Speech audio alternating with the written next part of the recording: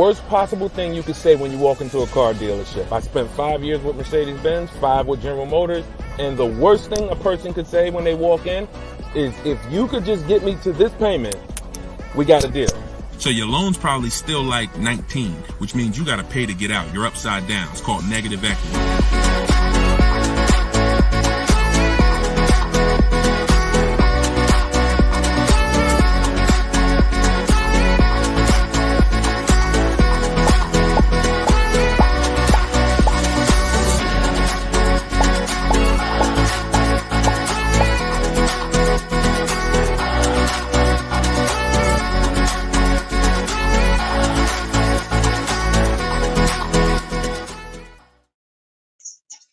Welcome. Let me mute this because I got the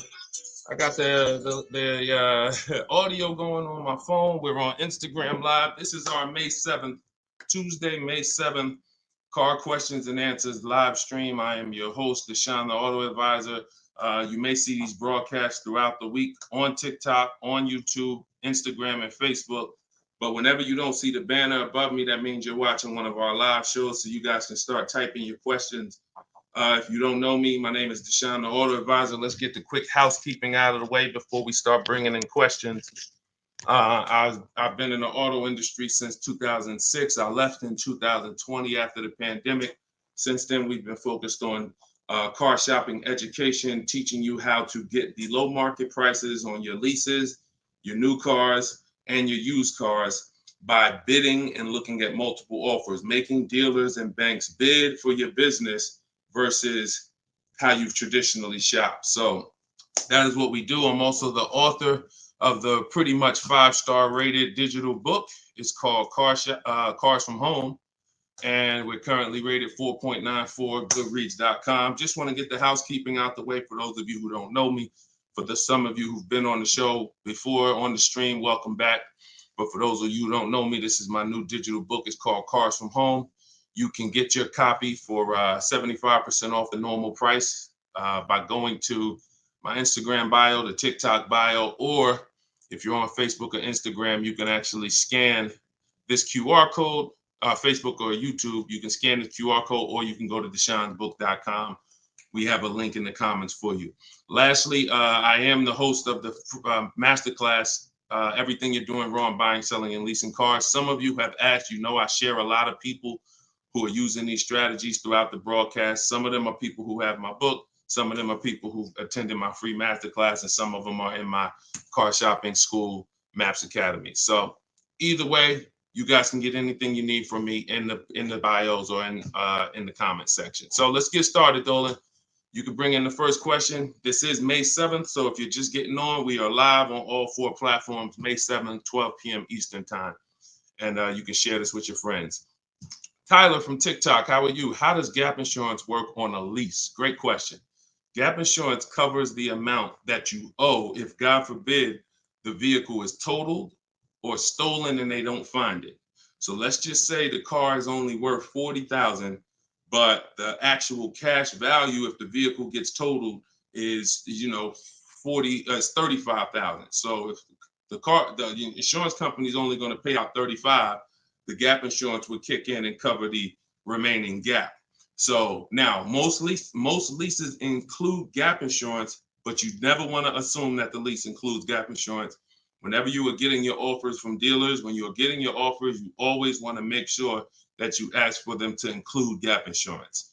But yeah, that's the way it works. You want to make sure 99% of leases have gap, but you don't want to make that assumption. Always ask when you're getting your quotes that the gap insurance be included. All right, great question. Go ahead, Dolan. Next one. All right, keep sending your questions, y'all. I see you on Instagram. Those of you who are on Instagram, you click that thing that looks like a paper plane, and you can actually see that you can easily invite a couple of your closest friends to the broadcast just so they know about this information when they need it. Because 1 in 5 people are shopping for a car at any given time. So 5 people in a group, 1 of them is going to be shopping for a car, and we want to make sure you guys have the knowledge you need. Go ahead, Dolan. Guys, make sure you are typing your questions all in one question. Try to get it all in one question. What's up, Instagram? This one says, new car parts are hard to replace. The dealership wants old cars back. Anybody who's in the business of buying cars wants cars. So it's not just the dealerships, it's the online buyers, CarMax, Driveway, Carvana. They want cars. Local people who buy and sell cars, they want cars. Wholesalers who buy cars to sell to dealerships, they want cars. If you get what I'm saying, you understand why you need to be making people compete. See, we take one buyer. That's what you've been taught to do. You've been taught to take one buyer, one person who wants your business, and give them the opportunity to negotiate.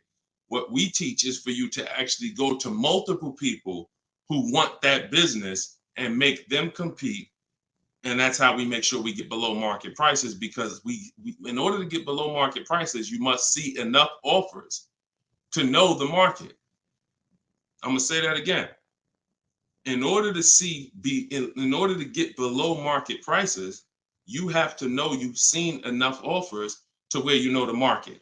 Could y'all keep running up the likes on TikTok? Every time we say something that you like, if you could just tap the screen, it runs the likes up and it gets a lot of people's attention on TikTok. Let them know they need to be here.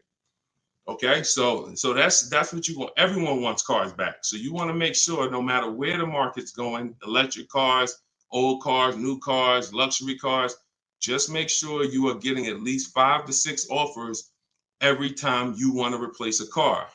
We don't trade in cars because you are not going to get the money you could get trading cars. Now, I'm not talking to you about doing private sales either, where you list a car and then you go and you got to, have people come to your house in Facebook Marketplace. I'm talking about the people who pay cash money, inspect the car in an hour and a half, and cut you a check. Those are the people we need to get 5 to 6 bids from, and that's what we teach. Those companies are very easy to find and very easy to work with. Okay, who's traded a car before?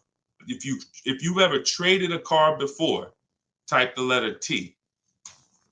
All right, stay by your phones, y'all. This is live.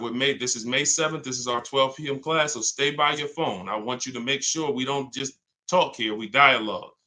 All right, in order for you to get the most out of the show and for me to continue to do them, you want to make sure you as close to your keyboard so I know you're actually getting value out of the class, out of the stream, because you're communicating, engaging versus just listening. All right, I'll see you, Bell, on YouTube. Anybody who's traded a car before, type the letter T. If you've traded a car, this is important for you to know.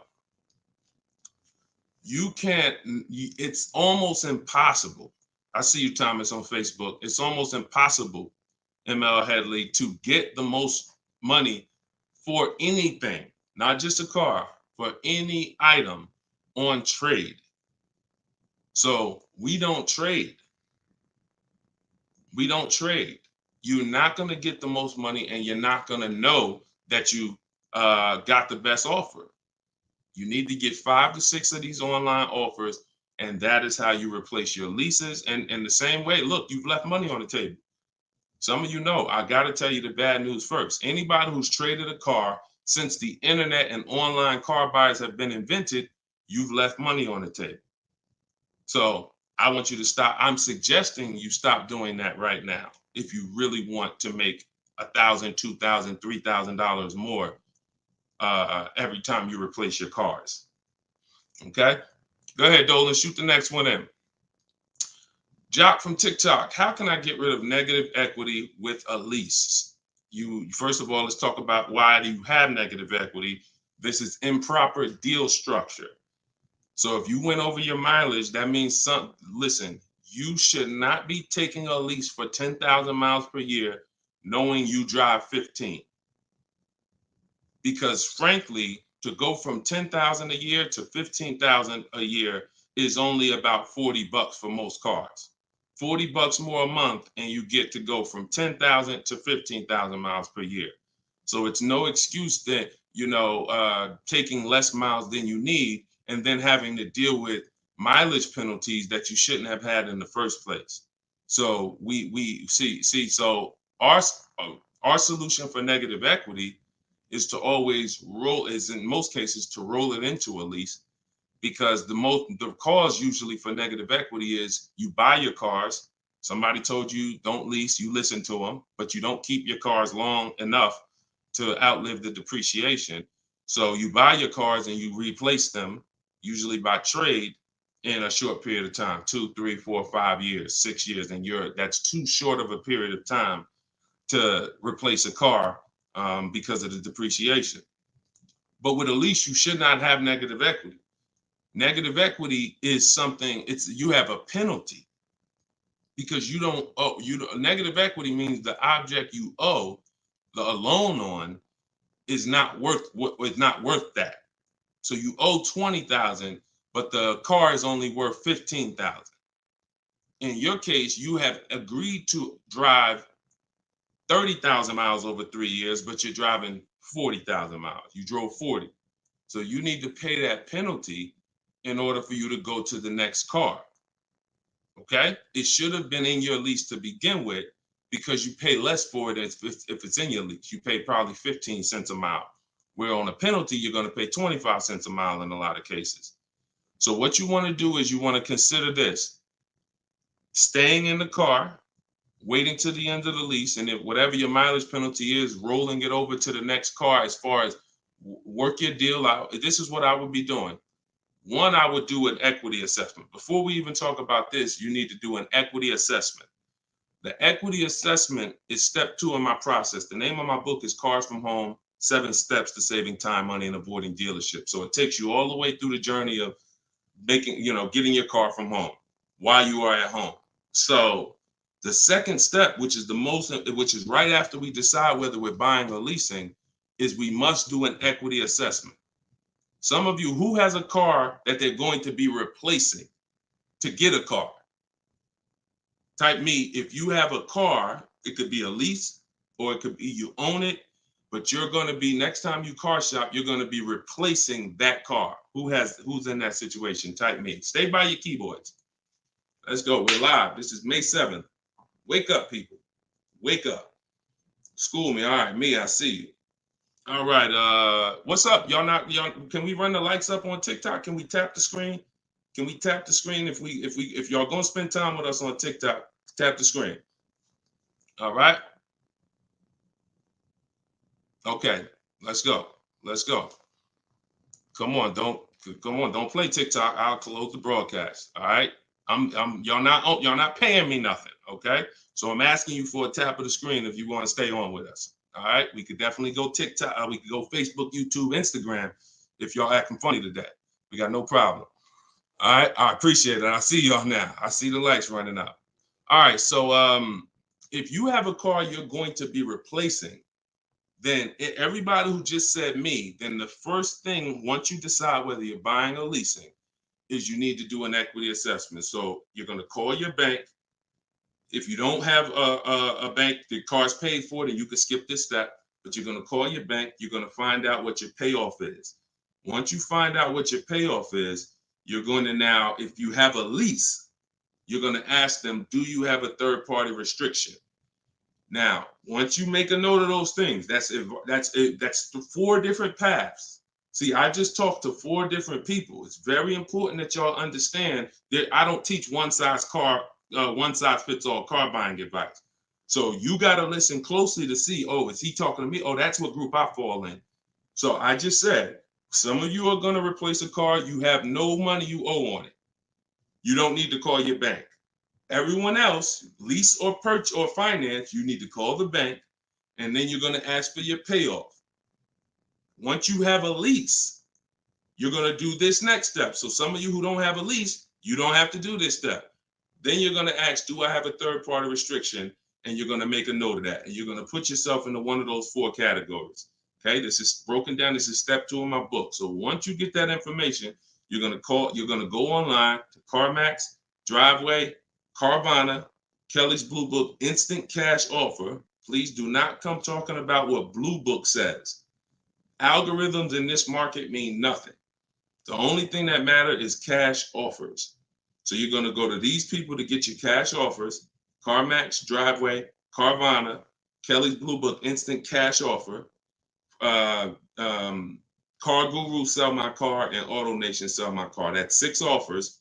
And once you have those offers, you will know where your equity position is. You will know if you have equity in your vehicle. You will know if you have no equity in your vehicle. If you are leasing, then there is no such thing as negative equity. Because let's say your payoff is $20,000 and your highest offer is $18,000. You don't have negative equity. You don't owe that. That just means when you go to drop off your vehicle, you can't sell it and make money. That's what that means. Now, if you have a mileage penalty like this gentleman may have, that's different. But that's separate from the equity assessment process. You need to know, what is the asset that I'm driving? What is the asset, the car that I have in my possession, worth on the market? And what do I owe on it? And is there equity there? So that is the step you do before you think about shopping and getting offers, because we break our transactions down into 3 categories. Who we buy our car from, we're getting bids. Who we get our loan from, we're getting bids. And who we sell our car to, we're getting bids. So this is very important in our process of how we get below market deals from home. Okay, so do that step, Jock. And that's what and you go from there. Everything I'm talking about is in my new digital book, Cars from Home, 7 Steps to Saving Time, Money, and Avoiding Dealers. Shoot the next question in, Dolan. Everyone who wants your copy, you can get it for 30 minutes at 75% off. It's normally $97. So everyone who's gotten this book, and we've gotten close to probably 6,000 people at this point, the book is $97. But when you go to my bio now, or my Instagram or TikTok bio, you can get your copy for 75% off, which would be $24, but it's only for 30 minutes. If you're on Facebook or YouTube, just check the comments and go to deshonsbook.com. You got 30 minutes to get your 75% off. Okay, Tyler from TikTok, rolled over $14,500 from a trade into a 36-month lease. Payment only $54 a month. Is this a good strategy? Payments only $54 a month? What do you mean by that, Tyler? $54 a month. How could the payments be $54 a month? You need to know how much you're rolling over into the new deal, because let's say, for example, you have $14,000 of negative equity. Just that alone is $400 a month. Just the negative equity. So I'm trying to find out what you mean when you say rolled over 14.5 from a trip. Oh, wait a minute. I think I know what you're saying. You are essentially prepaying your whole lease. What he's saying is he's taken all of the car that he is trading, which I just told you how much I'm not a fan of that. But he's now essentially doing a one-pay lease, or you're doing a huge down payment. So this is very important. You could be about to really lose your shirt right here. This could be extremely bad for you. You need to make sure you check what I'm about to say to you. If all of that money is being treated as a cap cost reduction, which is essentially a down payment on a lease, let's just say your payment would normally be, matter of fact, let's do this math real quick. And this is why having a consultant and having an advisor and getting education saves you thousands of dollars. Now, $14,500, you are talking about, if you put that into a payment form, your payment would be $400 a month higher, plus the interest on that, plus the taxes on, plus the interest on that. So let's call it $430 plus this $54,000 it's $54 a month. So let's say your payment would have been, without you trading, would have been like $485 a month. So if they're treating all of that as down payment, then here's what's happening. You're just prepaying the lease. So you have no protection. If that vehicle gets totaled, you are out $13,000. You won't be, anything you put into that vehicle, you're out. That money's gone if the vehicle's stolen or totaled. So what it makes more sense to do is to see if there's multiple security deposits that you could put. You need to get your offers, though, with no money out of pocket, because you can't look at one-pay leases and you can't look at multiple security deposits if you don't know what the original deal was without them. So if my payment is $500 a month, and then if I put multiple security deposits down, it lowers it to $450 a month, then that could be a good offer. If it lowers it $20 a month and I got to give them $6,000 to hold, then it doesn't make financial sense. That's not a good return on you holding $6,000. But I'm always comparing it. This is something we teach called advanced leasing strategies. This is not for everybody. So but you need to determine when you're doing a one-pay lease, all you're doing is giving them all of this money up front so they can lower the actual interest on the lease and see what the payment comes out to with the lower interest. So you have to get offers without down payments. This is why I'm saying when we shop, we never shop with down payments, whether we're buying cars or leasing them. We never shop with down payments because when you're putting all this money in, you can't assess the deal. Because you don't know how much of this being a low payment is because I put all this money down. You need to know you have a deal before you consider what monthly payments is going to be. If I'm getting a lease and I shop my offers and my lease deal is under 1%, or my best offer is under 1%, no more than 1.5, somewhere in between there, I know I have a good deal, regardless of how much I'm going to put down. So, and when it comes to purchasing, I need to know people worry about the payment. Some of you are worried about the payment. You don't care about what you're buying the car for, and you're worried about the wrong thing because you're thinking about the loan you're getting. You're not thinking about the car you're buying. Before you think about, hey, what's a good payment on this car? No, the better question is, who's the dealer that's going to sell me that car for the lowest price? Deshone, I want to get this BMW 4 Series. What's a good payment on that? No, you're going to get a BMW 4 Series. Who's the dealer that's going to sell you that BMW 4 Series for the lowest price? If 20 dealers, if say 10 dealers have that car, $60,000 car, some dealers are going to sell it for 65, some are going to sell it for 60, some are going to sell it for 57. You need to get these offers before you worry about what the payment's going to be. And that's a whole different philosophy. This is what I teach. So I'm never going to be in the business of not teaching you to understand the numbers because we make it simple. Whether you're using my book, whether you're paying attention on these live streams, when you are shopping multiple offers, you eliminate this. You cannot be a payment shopper because you'll just be throwing money at deals and thinking you got a deal, but you didn't get a deal. You just threw so much money at it that it lowered your payment to something that you felt good about. Doesn't mean you didn't overpay for the car. All right. Very, very important, y'all. This is $3,000 to $5,000 to $7,000 to $10,000 mistakes. These aren't $100 mistakes. Listen, look, people right now are so distracted. They are asleep. They are asleep. The only way people could continue to make money is people stay asleep. It's not so when I tell you the conversation, you are taught to, when you're buying a house, get help.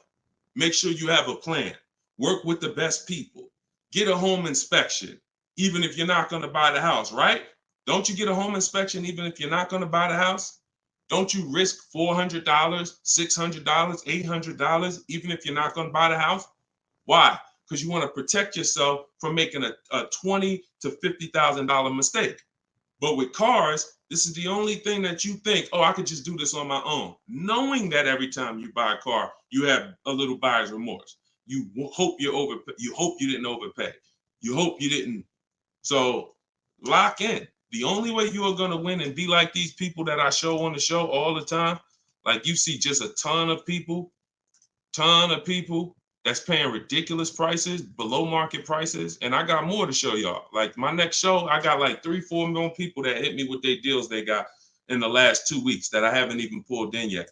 Like you're not going to get these prices until you take car buying as serious as you take buying a small house. Once you start doing that, then you'll start saving 5 and 10 and 15 grand on some of these cars. Until then, you're gonna keep just moving the way they want you to move. Go ahead, Dolan.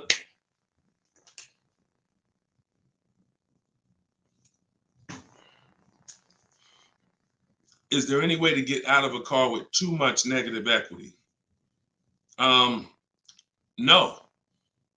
Negative equity is what I call a bad credit for people with good credit. You could have an 800 score. If you have too much negative equity, you're not going anywhere. So the first thing to know is what's the cause.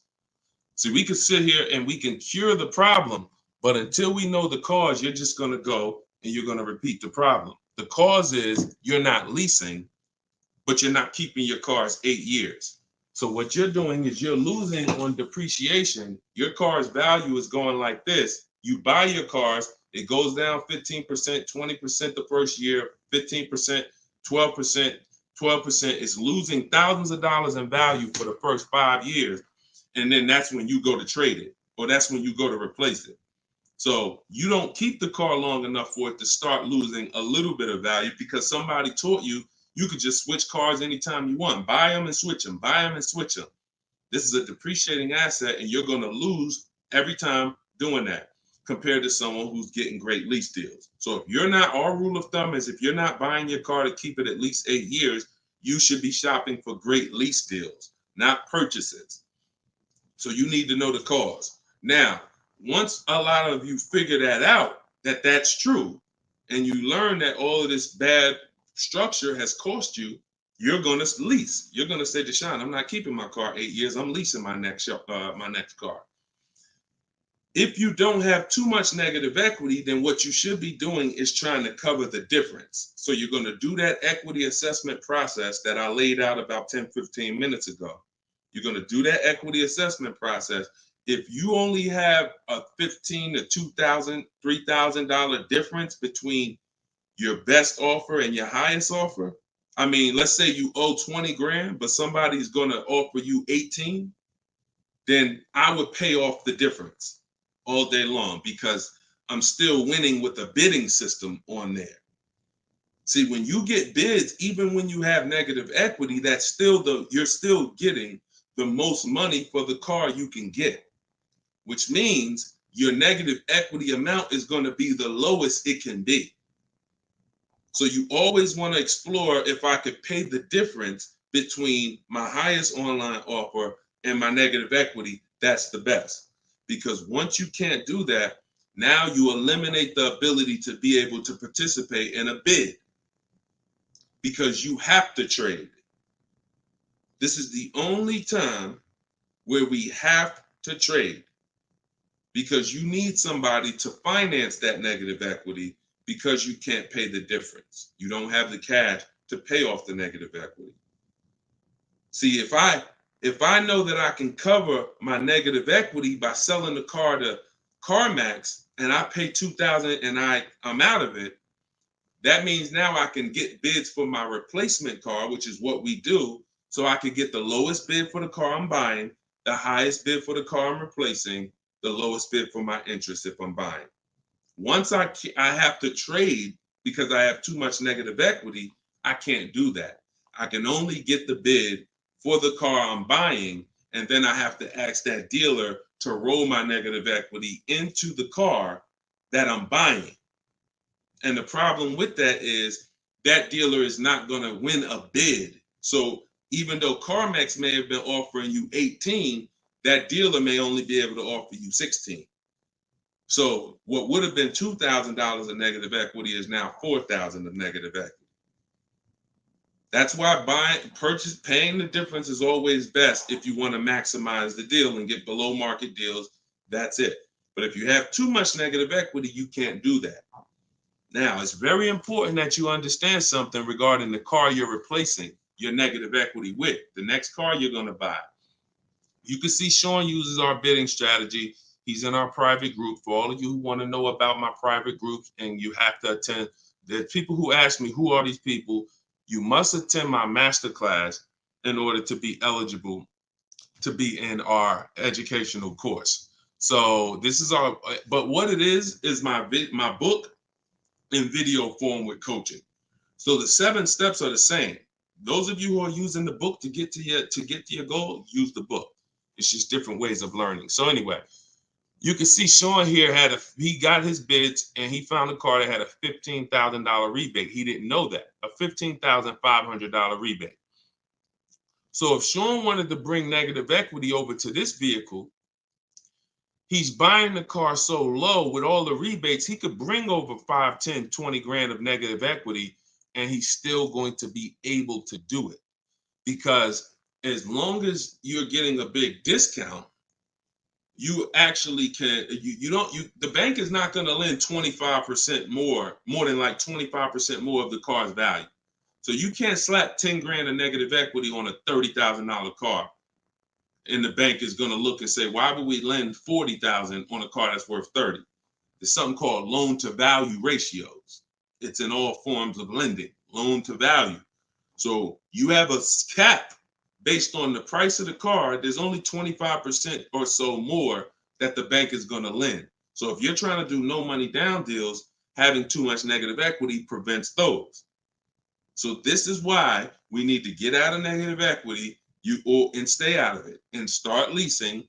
Stop buying your cars. The only time you actually switch from a purchase with negative equity, I own my car and then I'm switching to another car and it's a purchase, not a lease, is if you had like an emergency. You were going to keep the car 8-9 years, but you just had a bunch of kids and now you need a whole different car. It's a life. But if you're not keeping the next car 8+ years, you shouldn't be buying again. You're going to be back in negative equity every time. Okay? All right. Go ahead, Dolan. You can shoot the next question.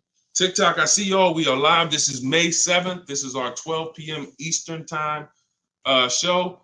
If y'all can, every couple minutes, if you could tap the screen, if you're enjoying the show, if you're enjoying the stream, keep running the likes up on TikTok. Appreciate y'all. All right. Instagram. My lease on a CX5 is coming up. Car max value is showing 21,000. My buyout is like 18. Should I buy it and keep it? No. Why would you go from a lease with a great, and look, I'm going to talk different on every show because I know some of you are new. Okay. Who's new here? If this is your first time ever on a live broadcast, on a live stream with us, just type the number 1 and then we'll answer the brother's question here.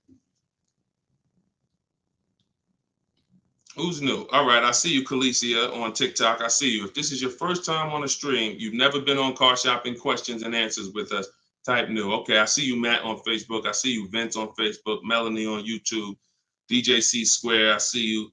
Okay, I see you, John, on YouTube. Okay. All right, TikTok quiet today, boy. I never saw TikTok this quiet. They ain't hitting no likes or nothing. That's all right. God bless them. God bless them.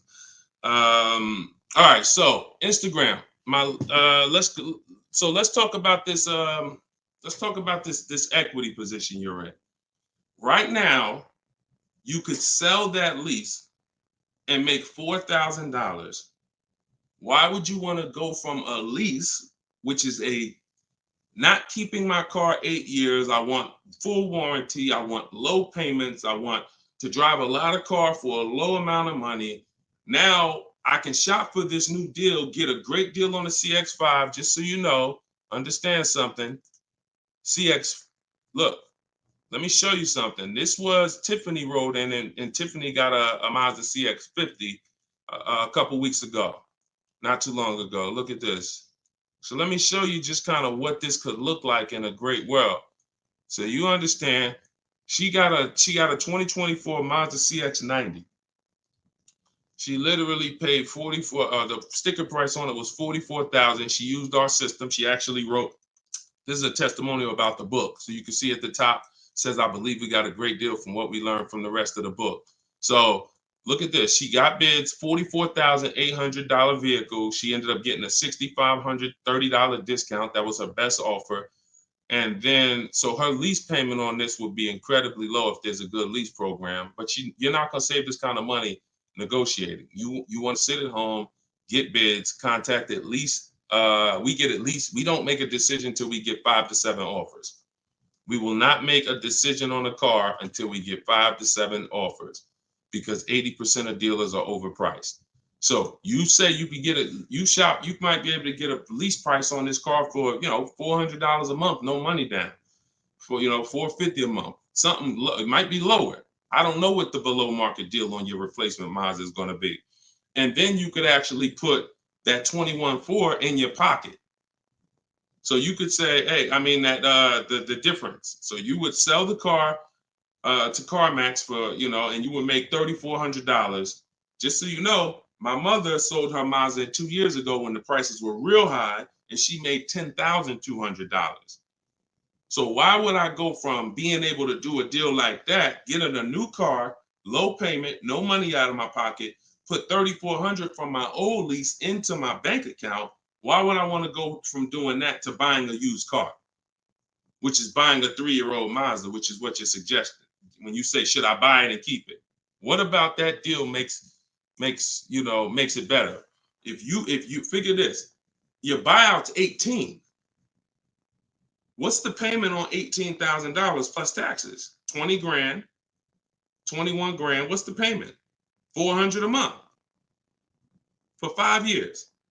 So why would I go and buy a 3-year-old used Mazda for 400 a month when I could go and I could lease a brand new Mazda for 400 a month and then turn around and again, if you're not buying this car to keep another 8 years, it makes no sense to buy a used car right now. It makes zero financial sense. Not only that, you're gonna spend the same amount of money over the years that you could have drove brand new leases for. There's no benefit. There's no benefit. This is what it is. We've seen this thousands of times over the years, hundreds at least. I know it's happening thousands of times. People are buying their leases every day. They're not realizing they're just buying a used car. That's all you're doing. So I go from leasing to buying a used car, which means something in me has to change. Those of you who are buying used cars, you should be buying them to keep 8, 9, 10, 12 years. Not 4 years, 5 years, 6 years. You're driving old cars for the same prices you could be driving brand new leases for. Same prices. So why would I drive a bunch of older cars, 5, 6, 7-year-old cars? By the time I pay it off, it's 10 years old, 11. Why would I do that if I could be driving brand new cars for the same prices? So it's important for you to understand. That's why this is the first step in my process is we got to know, should we buy or lease? And the only people who should be buying are 8+ year people. The goal is to keep the car 8 or more years. Then we're going to buy it. Yep. I'm here. I see you. You know, I always butcher your name, but I'm just calling you EP. EP, I see you. Go ahead, Dolan, shoot the next one up. We got a couple more minutes. We're on here for a couple more minutes. How do you negotiate a purchase online? Looking at a car 3 hours away and I'm not able to go in person. So what I would do, if you've done all the research to make sure that car is a great below market price, if that's a below market price, then what I would do is I would call and verify that there's no fake fees that are not online. So when you see a car that has a $28,000 price, we're going to call and make sure that what the fees are should only be tax, title, documentation fee. Tax, motor vehicle fees, and documentation fee should be the only prices, only fees. And once I verify that, what I'm going to do is I'm going to go home. I'm going to get out there immediately, and I'm going to see the car. And if it's a great price where I'm saving $2,000-3,000 above below the market value on those cars, then I'll go out there and I'll make sure that I post up in a motel for one day, because you never want to go out there and take the car immediately, because unless you're paying cash. If you're paying cash, that's different. But if you're getting a loan, we need at least one day to do our bank bidding process. Because you could go out there and say, all right, now this is the best price on the used car. Yeah, but now I'm going to pay 2 points, 3 points more in interest, letting the dealer get me the loan. So I'm essentially giving that $2,500 or $3,000 that I saved right back to the bank. I'm not giving it to the dealer, but whoever the bank is. So we always need one day to come home, let banks and credit unions bid so we could get the lowest interest rate. And then we call that dealer and we let them bid against it.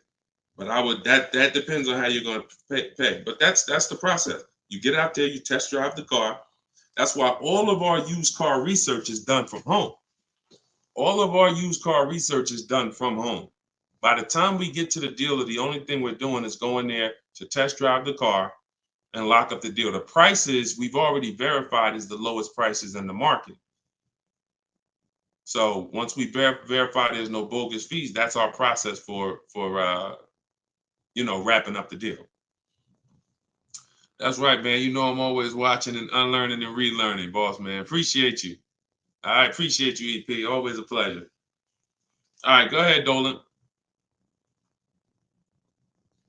Yeah, some of you are looking for your used cars locally. There's no way you're getting the best prices. If some of you are looking for your used cars 25 miles, 50 miles, 100 miles, There's no way you are getting you're getting below market prices. That's just not enough inventory to look at for you to see. You know, oftentimes it's literally a dealer that's an hour, 2 hours, 3 hours away who may not be in the city. They don't have the traffic that that person has, and oftentimes they'll have a below market deal because of their particular circumstance. So if you're just shopping 10, 25, 50 miles outside of your radius, that's just not enough of a radius to get the below market deals. My brother leases up, he's over miles. Equity assessment. That's it. I just went over that about 20 minutes ago. I can't go over it again because there's people who watch the stream and it's not fair to them, but we do have this stream on replay. If you go to YouTube or if you go to my Deshone the Auto Advisor Facebook page, and you can find the section that I did only on that. Okay, it's called the equity assessment. We had another person on here that's over miles. And, you know, once you do that equity assessment, then you want to weigh that, compare that to what the mileage penalty is. Because some people, the mileage penalty is only going to be $750, $1,000, $1,500. You could have that rolled into your next lease offer. You know, what you do is just negotiate your best lease offer and then say, hey, look, I need you to cut a check for, you know, $1,500 to my old lease company. Now that's going to raise your payment. So if I got a below market deal, let's say, give you an example. Let me show you with a real life example.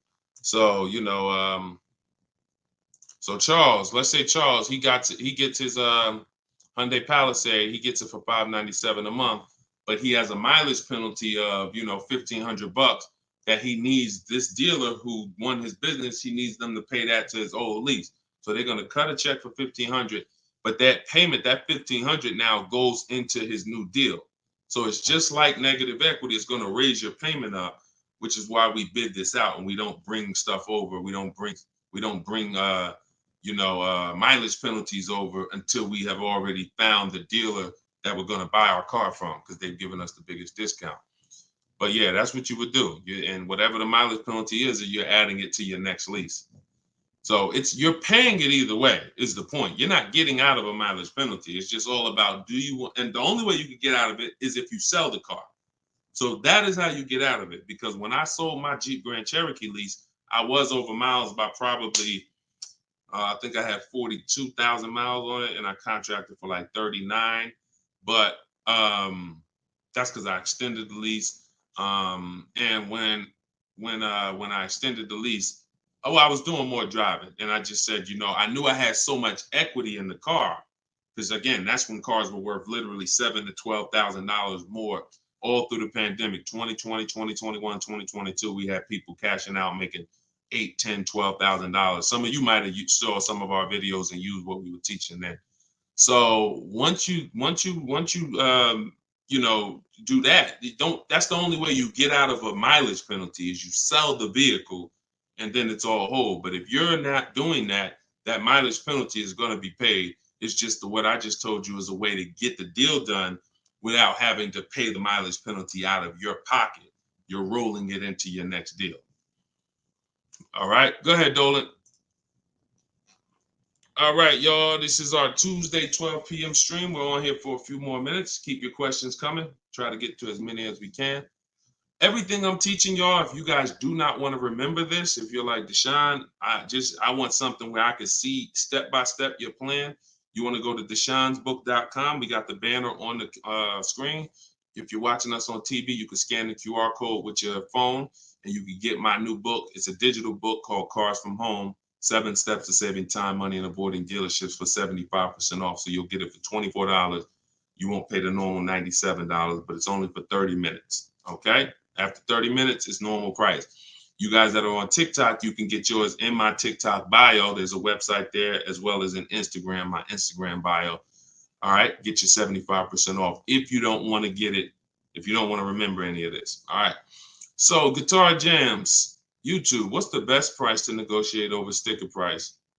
For example, a car is a $26,000 sticker, but I'm only wanting to put $27,000 in cash. Is $1,000 difference enough to avoid all BS fees? See, that's a problem. See, let me show you how you're actually hurting yourself by doing this. you're not getting bids. You're not getting multiple offers. If you're looking at a new car like this, a $44,000 car, you go in and you assume what a good deal is going to be. We never assume what a good deal is going to be. We have to reveal what a good deal is by getting multiple offers from home. So we sit at home. In my way, we use the computer and we're going online and we're going to dealers' websites. I have scripts in my book. So all you're doing is copying, pasting my scripts to use this. Now, if you're doing it your way, you just want to make sure your goal, you could do it by phone. I don't care how you do it, but your goal is to get 5 offers. Because until you get 5 offers on these new cars and on these leases, you're not going to ever know what the best deal really is. Because 80% of dealers are overpriced. So when you look at something like this, if you said, okay, $44,820 car, like the one I got on the screen. If you went in there saying, well, I only want to pay $46,000 all in. Look at what she paid. She paid net $40,300. Look, this was her base price. She got $38,289. Her net price was $40,300. So if you would have went in here on this car saying, well, it's 44, look, I'll give you 46,000 all in. You would literally have overpaid more than Tiffany by $6,000. Let that sink in. You can't go in feeling for the bottom, brother. You will certainly get somebody will take a vacation on you. Their commission they're gonna make, well, that's probably an $8,000 profit deal to the dealer, $6,000 profit to $8,000 profit, and somebody's getting a $1,500 commission on you because you just went in. Oh, let me guess what I think a good price is going to be, not knowing if there's any rebates on the car, not knowing anything about it. I'm just going to guess. Look, what if Sean would have went in? Look, what if Sean would have went in talking about this truck is $73,000. I'm gonna offer them $73,000, but they gotta include all the tax, all the fees. I'll give you the asking price, but you gotta include all the tax and fees in. Look, he ended up getting with bids $57,000. He would have overpaid by $20,000, $15,000. And I'm sorry to tell you that some of you are doing it every day. You've done it on all your cars. You've overpaid, not using these strategies. And I want you to stop. You're free to do what you want to do. You want to stay in the old way. But the people that you see that are getting these deals, these people that are posting, listen, when you get a great deal, you post the deal. See, when you get a car, pay attention, y'all. Pay attention to what I'm about to say. It's very important. When you actually have strategy to get great deals, you actually post the deal. This is our private group where we post our deals. Look, people are not just happy about the car.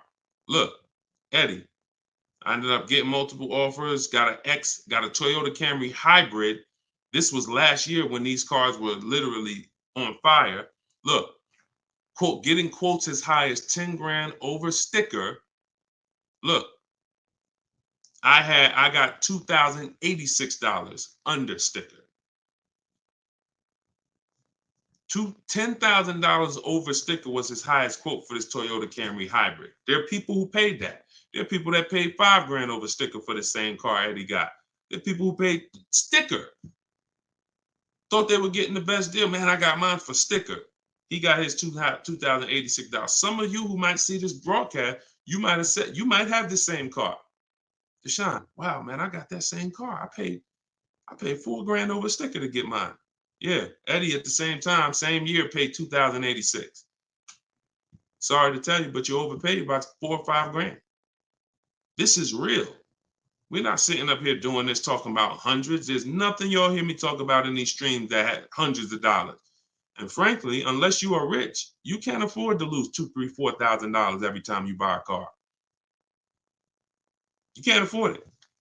This is where you're losing. So what I would tell you, Guitar Jams, is do what I just said over the last 10 minutes. Get bids.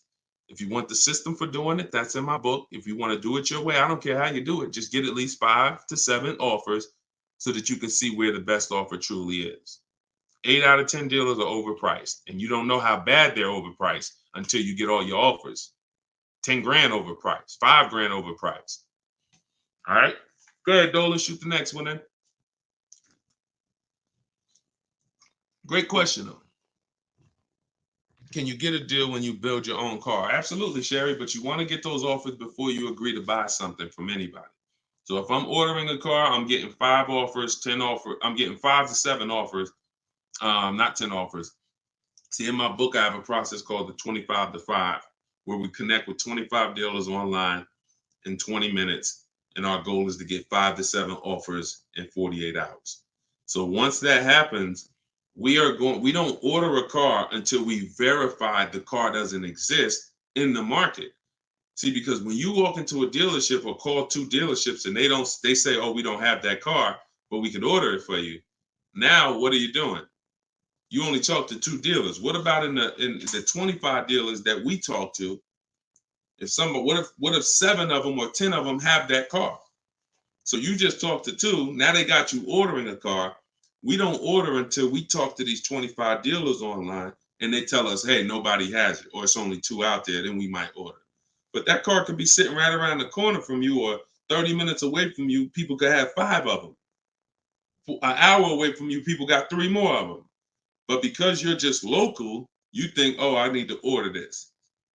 We don't order until all of those dealers tell us we don't have that car. And then when we send out our order request, we're getting quotes from all those dealers. So we're getting probably at least 10 offers. When we go to order, we're probably getting 10 offers because all of those dealers we've already been talking to. And any of them could order us a car. I had a young lady 2 years ago, no, last year, the new BMW came out, the new BMW X4M, and she got quotes. And to order, nobody wanted to give her below sticker price. Some were higher than sticker. The person who won the bid was giving her 3 grand below sticker. But the car had a bad lease program though, so she ended up not getting it. But 3 grand below sticker. If she was purchasing that car, that would have been a ridiculous deal. Brand new BMW, new body style, 3 grand below sticker. But that's bids. And we do that in 45, 60 minutes. Before you even get home from the grocery store, we already got the bids, and we're not putting in 60 to 90 minutes to get this done. So my process is not just money, it's time. I don't want to spend more than 60 minutes to get a car. And I could get any car, any price. All of these people that you're seeing, Danielle, Kimberly, Bonita, all these people right here, Charles, they could get the Zafrina, they could get these cars, they could get these same deals that y'all seeing, and they're probably 90 minutes. Some of them might be 60 minutes because it was their first time, second time, some of them. Second time you get it, you're probably 60 minutes because it's a repetitive process. Getting a car, getting these bids is so repetitive, you'll see. This is what I should have been doing years ago. I don't know why. So easy. All right, go ahead, Dolan. Shoot the next one in. What's up, Sus? Ralph Morales. K. Michelle, I see you. That's not the K. Michelle, I know. What's up, John? I see you. Steps if the lease has a third-party restriction. So if the lease has a third-party restriction, we're going to get bids from whatever dealerships make the car. So if it's a Nissan and I have equity, if I have $2,000 or $3,000 or $4,000 in equity, then what I'm going to do is I'm going to call and I'm going to get bids from the local dealers, because a third-party restriction means that it doesn't mean you can't sell the car. It means you could only sell to a local dealer who makes the car. So we still get bids. We get 3 to 5 offers from used car managers. And whoever makes us the best offer gets the car. And then they'll cut us the check for any equity that's in the car. But we always need to get the offers online, because that's going to tell us if we should even be pursuing. If we don't have any equity, or it's at a break even online, there's no reason for us we don't have any equity in the car. We're just going to return the lease. But the process of doing this is to prevent what a lot of people have done. You dropped off your car 2020, 2021, 2022 at a dealership. If you dropped your old lease off and you didn't do an equity assessment, chances are you gave up a lot of money. And some of you are like, well, Deshone, I did that. I gave them back my old car, but then they gave me a great deal on a new one. You have no idea how much equity they used out of that car or how much they kept. It was, like I said, my mother had $10,200 in equity. She could have literally, they could have gave her, if we would have went into a dealer, they might have gave her 4,000 of the equity and kept 4,000 if we were lucky. So, doing an equity assessment before the lease in process is to prevent giving away any equity when we drop off our lease.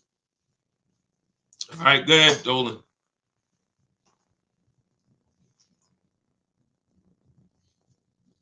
This is our Tuesday, May 7th live show, 12 p.m. If you don't see the banner above me, that means we're live. So you can type your questions. Dolan will bring them in. We got another couple minutes. Hey, Deshone, currently in talks with dealers for a good offer. Thanks for all your help. Great. I feel empowered and confident I'll get the best price. Get the book, everybody. Stop leaving money on the table. Thank you, Nico Smooth. See, it's empowerment. It's the only way to feel empowered. You are not going to feel empowered going and negotiating with a car salesman. Anytime you're working with us, it's already set up for you to leave, not able to guarantee you got the best deal. Nico Smooth, he's going to guarantee it. I don't know if that's a woman or man, but they're going to guarantee it because they're getting offers.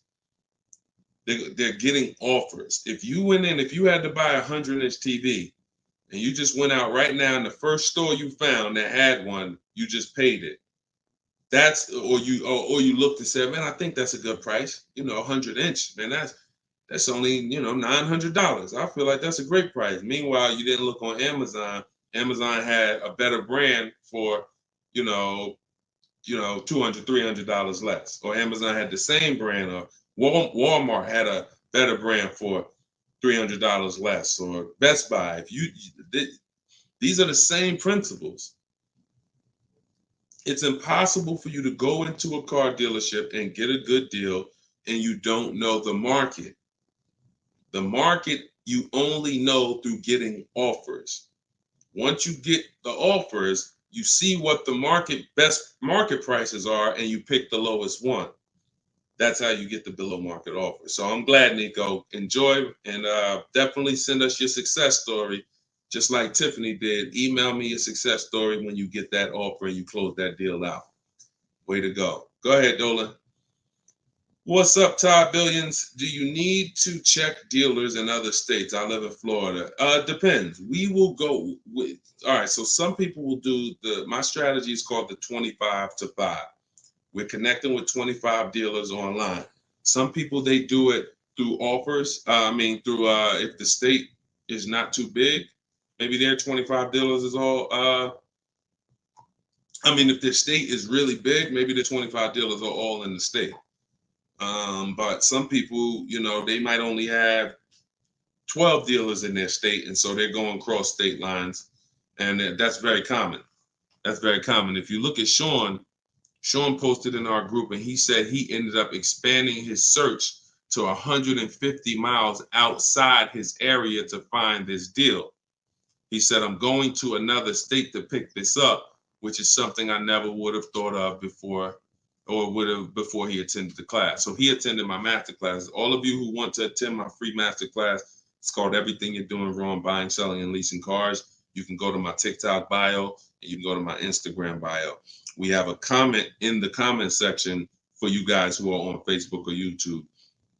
But this is, the local business is going to die. When you see and you shop online the first time properly, you're going to find out that the local business is going to be dead to you unless they win the bid. And you're not going to be committed to local anymore because, look, Sean is driving to another state because his best offer, it saves him $4,000. So no other dealer near him made him the other offer. This dealer that's in another state made him, and it's $4,000 better. So literally, if he has to drive 4 hours, 2 hours there, 2 hours back, he's literally making $1,000 an hour. This is the money we talk, big money talk. So yeah, go as far as you need to get 5 to 7 offers and get the below market deals tied. Go ahead, Dolan, shoot the next one up, brother. Great question.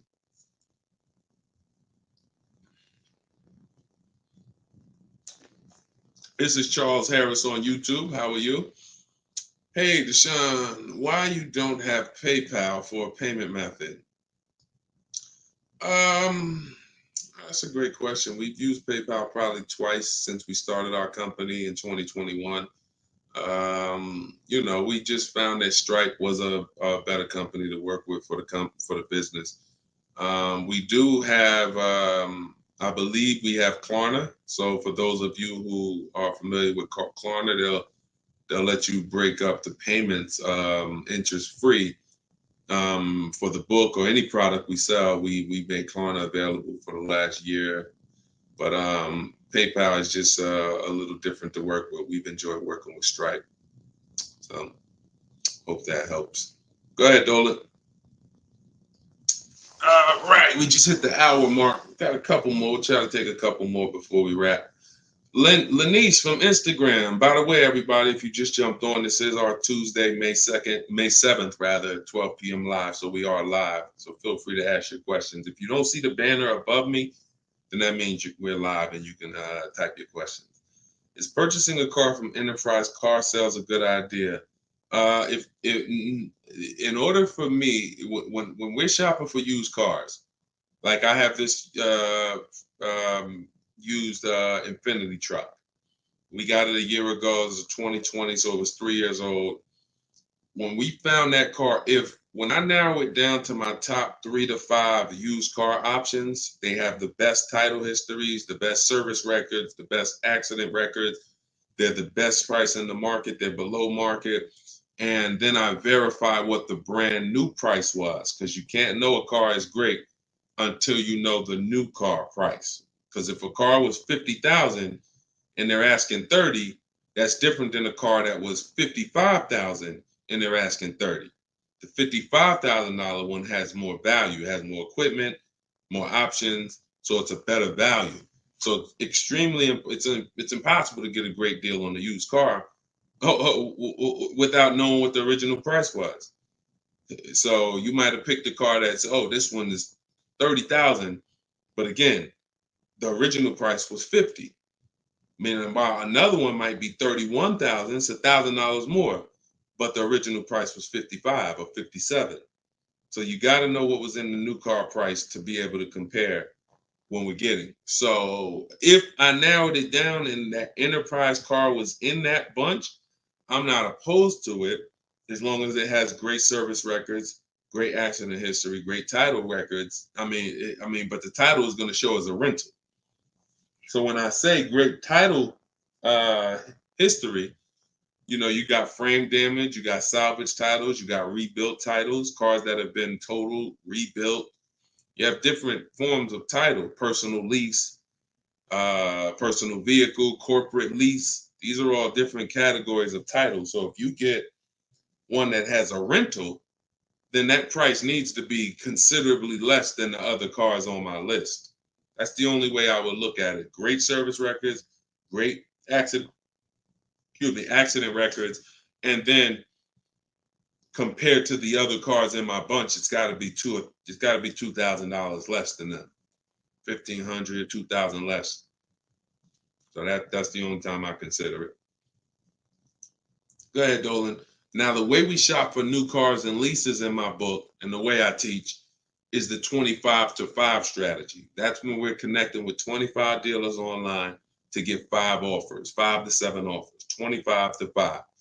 When we shop for used cars, we're using my multiple marketplace strategy. So we're going on every marketplace that has used cars, 8 of them: CarMax, Carvana, Driveway, eBay Motors, Car Gurus, Cars.com, Carfax.com, Autotrader.com.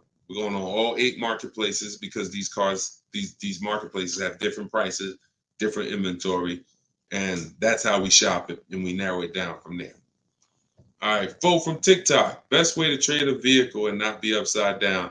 We already had 2 questions about negative equity. So what you want to do, Fo, is either go to YouTube and go to Facebook. The replays are there once we end the show. Just find somebody who had that same question. Somebody asked about replacing a car that they had negative equity on. Upside down, negative equity, same thing.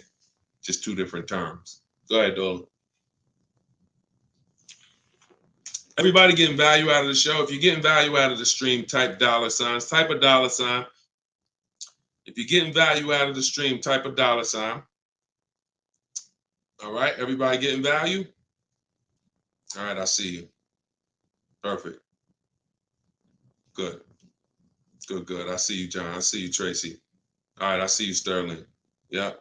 I see you, Charlene. I see you, EP. Perfect. Glad everybody's getting value. Charlene said, thanks for the education. I just finished the first read of your book. Now I will start the process to buy a new car following the 7 steps. Congratulations, Charlene. Way to go. Now, some people choose to go the book step by step. So the last step that Charlene just said, step 7 is delivery. So you're not really getting, some people do this. And I can't, it depends on how you learn. The book is set up in a way where everything I teach is set up in a way when y'all hear 7 steps, it's set up where if we talked on the phone, I would be saying, do this first, call me back. Do this second, call me back. Do this third. And then by the time we get to step 7, we're setting up for delivery or the pickup of the car. So some people never read the whole book. They just do 1 step at a time and they never see step 7, me congratulating them for delivery until they are at that step. Some people read the book straight through and then come back and do the steps. So whichever way you decide is up to you. The quickest way to your car, the quickest way is to just do 1 step at a time and then not read forward until you get to that step. But everyone learns different, and everybody, that's just if you want the quickest way, you want to get a car in literally 48 hours, don't read the whole book. Read 1 action step at a time, cross it off the list, and get it done. And then you'll have your car in 48, 72 hours. Okay, go ahead, Dolan. TikTok, using your book, all of these lease prices I received are too high, over 1.5%. Next step. Well, as I mentioned, once you get 5 to 7 offers, that means that car has a bad lease program. Not the brand, the car. So that Jaguar has several cars. That particular one, and it could be that trim level, has a bad lease program, in which case I always say with leases, we want to have at least 2 to 3 options, because we cannot control the lease program. So whatever the dealer was, so if you see a 1.5% lease, 1.6, 1.7, 1.8, 1.9, then that 1.6, that dealer's beating everyone else. They're selling you the car less than everyone else. But if they're at 1.6, then that means their lease program is bad. That's why we always get 5 to 7 offers. If they're all over 1.5, that means the lease program is bad. And we do not lease cars with bad leasing programs. We go to our next choice, because you'll see, literally, it's day and night. A $60,000 car could have one lease price of $900, and then you have a $65,000 car like Frena got. $65,000 vehicle she paying $579 a month. 2024 Jeep Grand Cherokee. Got it a little while back. So this is, lease programs make the difference. What we do is use bids to get the lowest price on the cars. We're gonna always get that. But once we can't control the lease program. So we always have 3 options. With purchasing, we don't need 3 options, because once we get our bids, we're gonna just find a dealer that's gonna be the lowest. Nothing else matters. We don't need to worry about a lease program.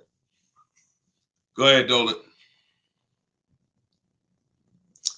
German Tink from TikTok, I see you. If our credit is not good, I feel like we don't have room to negotiate. True? No, your credit, you do. You see, again, we're mixing the loan with the price of the car we're buying. That's where you're going to overpay. Because if you have a loan, you have bad credit, the only thing that should be affected is the interest you pay on the loan.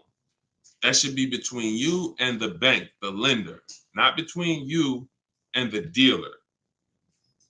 So what your job to do is, if you have bad credit, the lender you get your loan from is going to tax you for it. You're going to pay higher interest than what someone with good credit would pay. But what you should not be doing is overpaying for the car because you didn't get bids. So you can get bids for your car, and then you can use a company that gets deals done, that gets people loans, even with bad credit. And I use Limbuzz. I recommend Limbuzz. I don't use them. I recommend them. So you could either pay a high interest rate and get a great price on the car, or you could do what most people do: get a bad price on the car and pay a high interest rate because they're going and they're shopping desperately. So in my process, we would get with Limbuzz, get our pre-approval with Limbuzz, and then we would go and we would shop and get bids to make sure we're finding the lowest price on the car. See, once you learn what we're doing and you start doing what I'm telling you, using what we're talking about here, you're going to see the car price is independent from the loan. You've been taught to focus on the loan, which is how much my monthly payment is going to be. Oh, am I going to not be able to negotiate? The car's price we're negotiating has nothing to do with the loan we're going to use to buy it. Okay? So everything that I taught from today, guys, is in my book. It's my new digital book. It's called Cars from Home. You saw it if you were here earlier. We're rated 4.94 on Goodreads.com. Thank you to everyone who's reviewed the book and gave us 5-star reviews. You can get your copy in my TikTok bio for 75% off. That's $24. It'll be in your email in 2-3 minutes, in my Instagram bio. But don't let that timer run out, because then the price does go back up to $97. You can get yours for 30 minutes. And the same thing online here on YouTube, Facebook. We have the banner here. You can scan this QR code with your phone if you're watching us on TV.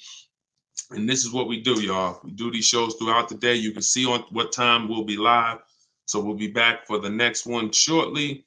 And make sure when you see us, you hop on and ask your questions, all right? But let's go get these deals. Shout out to everybody who's committed to unlearning and relearning. In order for you to win with what we just talked about, you have to unlearn the way you were taught to car shop. You have to unlearn that and relearn the new way. All right? God bless y'all. Enjoy the rest of your day. See you soon.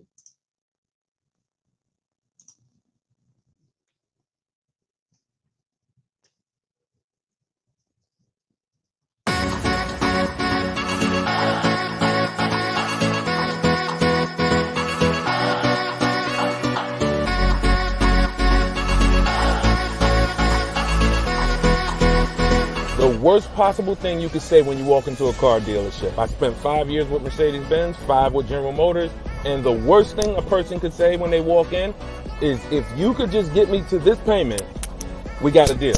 So your loan's probably still like 19, which means you got to pay to get out. You're upside down. It's called negative equity.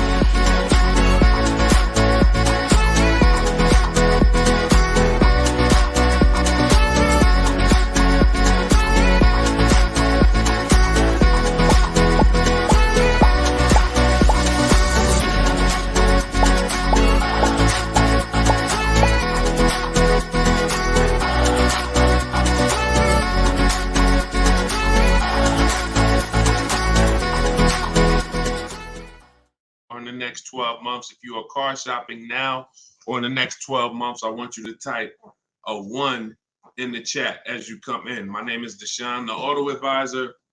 I do these live streams throughout the week to answer questions when it comes to car buying the new way.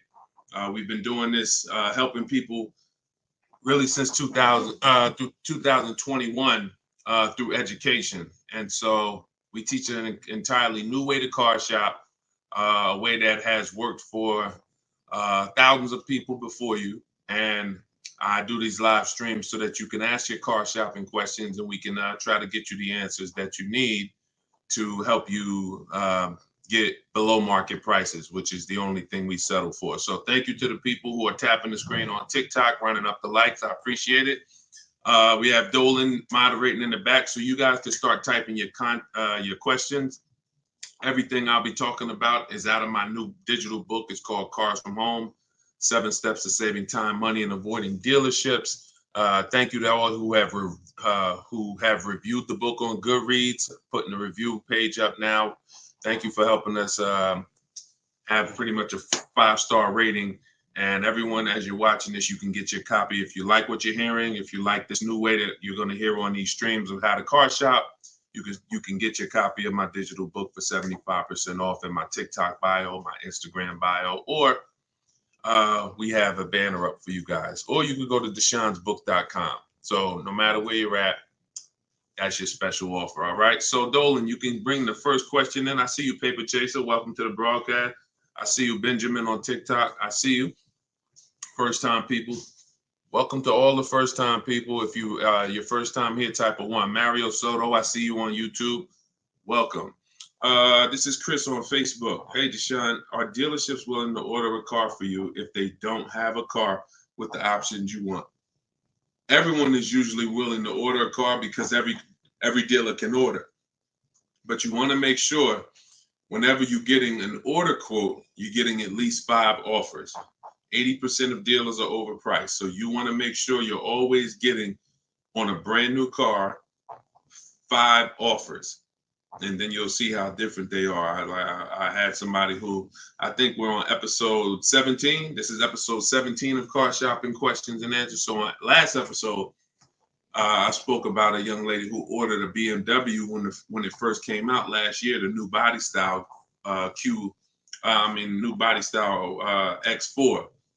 And through bids, she saw multiple offers. Most dealers were charging her $2,000 over sticker price. But once she got her 5 offers, at least 5, she probably got set 5 to 7. Her best offer was $3,000 below sticker.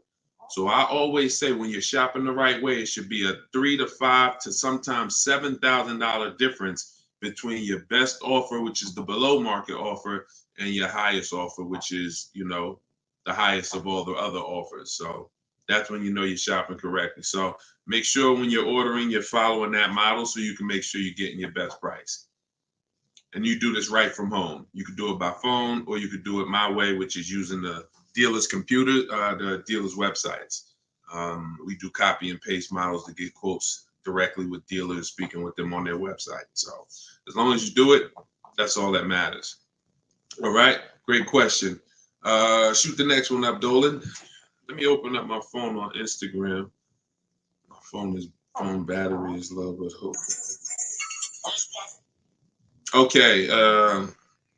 Yes, everybody. This is our Tuesday 7 p.m. live stream. So this is live. Whenever you guys don't see the banner above me, then that means we're absolutely live, and you can ask your questions. We rebroadcast these streams all through the day. So you can send your friends, family to them. But whenever you don't see the banner above me, that means we're actually live. So you can ask questions. Okay, go ahead, Dolan. This is from TikTok. I need a new truck. Any advice? Or the first thing, all right, I'm getting ready to tell you the first thing you think about when you are in your position.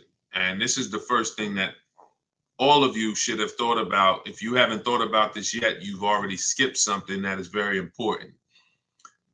The first step in my process is always to ask ourselves the most important question. Does anybody know? I know we may have a lot of new people on here, but does anybody know what the most important question is? It's probably going to take you too long to type it. So I just want to see if anybody knows what the most important question is. I'll give you guys maybe 5 to 8 seconds to chime in some answers. Can I afford it? That's a good one, but no, that's not the most important question. That comes a little later in the process. Come on, Benjamin, Charlie. Am I keeping the car 8 years? My man, way to go right there. DM me, man. I'm gonna get you a free copy of my book because I like that. All right, that's the most important question. Just DM me on TikTok. I can't read DMs, y'all. So if you actually have DM me, 99% of the time, I'm not going to see it because I have a team that helps me with my social media. So I'm not seeing DMs because we just get way too many throughout the day. But in your case, yeah, send me that. Yes, but that's the most important question because here's the thing. The first thing you want to think about is how long you're going to keep it because you're about to buy something that's going to go down in value. You're not going to get the most value out of it until after 7 years. that's when you're going to get the most value. Everything before that, who knows, when I break these things out, I'm showing you the depreciation curve. And this is how your vehicle is losing value. So if you buy a new vehicle, it's losing value like this. If you buy a used vehicle, it may be losing value like this, but it's going down thousands of dollars every year. So until you keep the car long enough, some of you are just not keeping your cars long enough to win, because you're turning around and replacing your cars while it's still like this. You're still losing $2,000, $3,000, $5,000, $7,000 a year, depending on the price of the car, in depreciation. Now, when you keep your car long term, you're going to beat depreciation, because eventually your car starts to, like, who has a car outside right now that's at least 8 years old? Who has a car outside right now that's at least 8 years old? Type how many years old the car is.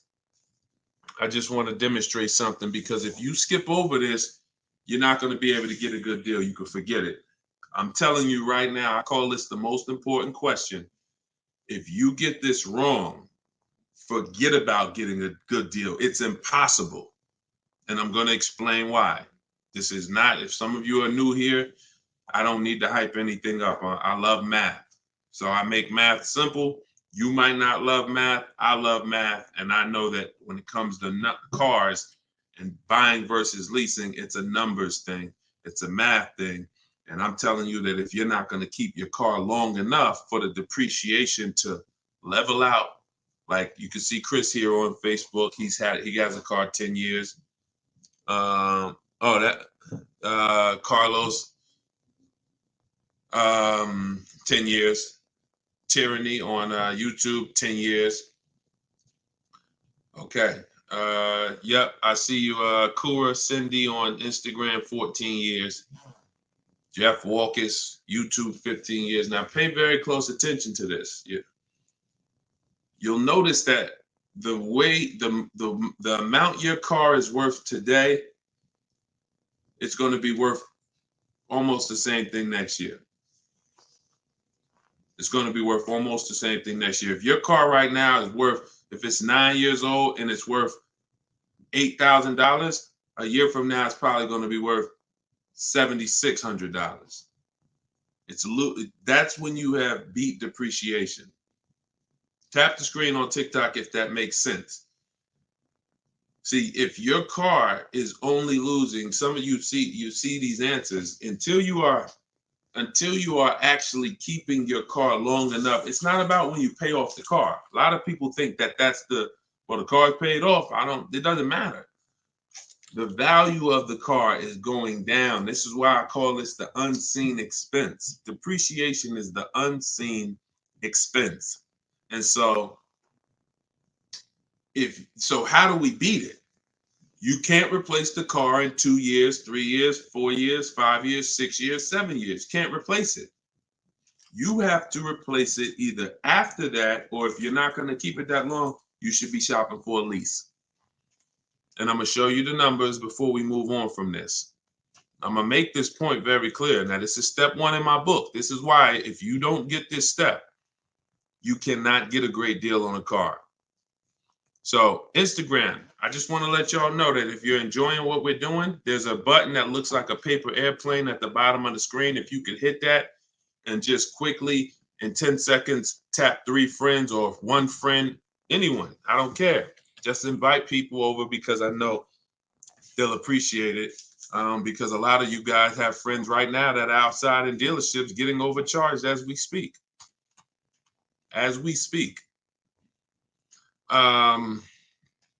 So when you look at long term, here's what you need to see. Look at this, and I'm gonna show you to end this question from TikTok, and why this is what I call the most important question. It's the first question: how many years am I keeping the car? Because look at this. I'm gonna use an example of this lease deal that Zafrina just got. So now, Frina she shops for a 2024 Jeep Grand Cherokee. It's a $65,000 truck. She got an incredible steal on this vehicle. Her payment is $579 a month on a $65,000 truck. No money down. So she did this. She got bids. You're not negotiating for these deals. So I'm just telling you, if you guys want to get these deals, you need to use what I'm teaching you. If you want to get it step by step, it's in my book, in my TikTok bio for 75% off. You won't even leave the broadcast on TikTok. You can get your book for $24 and you'll have everything I teach step by step. And same thing on Instagram, in my Instagram bio. You can get it for 75% off for 30 minutes. So I want to show you guys this. And you know what? That lease deal is too great. I don't even want to use that. Let me use something that our average people are getting no problem. Because Zafrina's lease deal was just ridiculous. $579, $65,000 Jeep Grand Cherokee. From home, by the way. 60 minutes. Maybe she put in 90 minutes. It was her first time using this stuff. 90 minutes. So Danielle got $550 a month. First payment was all she gave them, so there was no money down. She got an Audi A3, $44,000 new vehicle. She's paying $550 a month. Now I'm gonna ask you guys a question. Danielle gets this sitting at home. She said due to circumstances, because some people like Deshone, she might have had time, a lot of time to do this. You know, I need a car in like 30 days. But she said, due to circumstances out of my control, she posted this in our Facebook group. I had to lease something quickly. Yep. I took the course last weekend. Now, by the way, my book is my course. So don't think you have to get my Maps Academy to get this. My course is 7 steps in video form with coaching from me. My book is 7 steps in book form, and they're the exact same steps with the exact same scripts. So it's just how you want it. Some people like Deshone, I went with the book, like Tiffany. Other people who review, and some people do this. So it's all the same. It's just different learning. So the point is, I want to show y'all something. This is making a point here. So she got $550 a month, $44,000 car. How much is every $5,000 on a car loan, everybody? If you're looking, some of you have seen this in a video before. Every $5,000 that when you look at a car, you see it's $5,000, $10,000, $15,000, $20,000. How much is every $5,000 on a car loan monthly payment? Let's see if anybody's seen this. I'll give you guys another. Thank you, Nico Smooth. $100, perfect. Carlos Thomas, $100. Yes. So that is BG Meats. Yes, $100. Perfect. Perfect. Blooming Chosen One. Perfect. See, so this is why this is important for those of you who are going to purchase, not those of you who are going to lease. You need to know when you look at a car, if you see it and it says $20,000, you need to know that that is about $400 a month.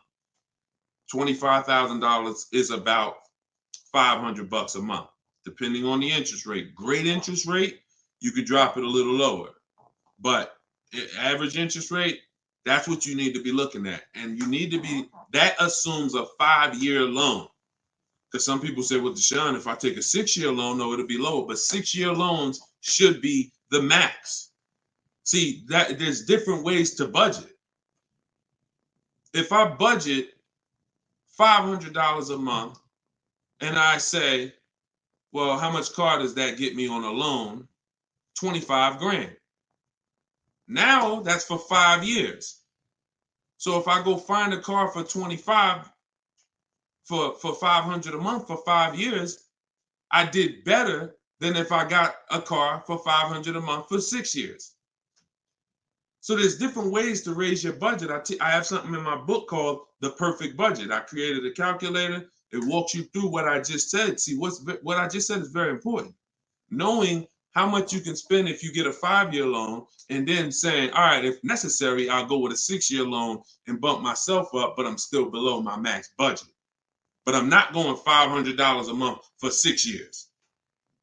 Can y'all tap the screen and run the likes up on TikTok? Keep running them up if y'all getting value out of what we're doing. So we're still making a very good point here, okay? I'm spending really most of this stream going deep on the first question. And I've never done this before, so we'll see if it works. If somebody said I have a new truck, new advice, any advice. So I went right into the most important question, which is leasing versus buying. How many years am I going to keep the car? And I'm now showing you why you cannot get a great deal on a car if you buy when you should have leased. So let's wrap this up. So we can see here, Danielle got $550 a month on an Audi, no money down. Now let's take the same vehicle and let's pretend she purchased it. She didn't know about leasing versus buying. She just listened to a bunch of people, bad advice, who say never lease a car. So she goes in, she's looking for the same Audi Q3, A3. It's her dream car. Oh, I've been wanting this for a while. So excited. So how much is this going to be? I'd like to do no money down. Okay. Well, $44,000 car. Forget the taxes. Forget everything. Let's just say, forget that. Let's say they throw that in. We'll pay the tax and everything. Let's say she just finances $45,000. What's her payment? $900. Some of you who are in the math, you would like Deshone, yeah, $900. So she drives out of there. She drives out of there paying $900 for the same car Danielle's paying $550 a month for. Now watch this. Let's just say, now I'm going to show you because I know what you're thinking. Deshone, please send my free book. Okay, I got you. DM me though. So I want to stay on topic here. All right, so let's just say some of you are like, well, Deshone, I got a great deal on my last car. I wouldn't pay the same price that Danielle could pay for. Let's say, what's an unbelievable deal on this $44,000 brand new Audi? How much discount? I'm gonna let y'all decide.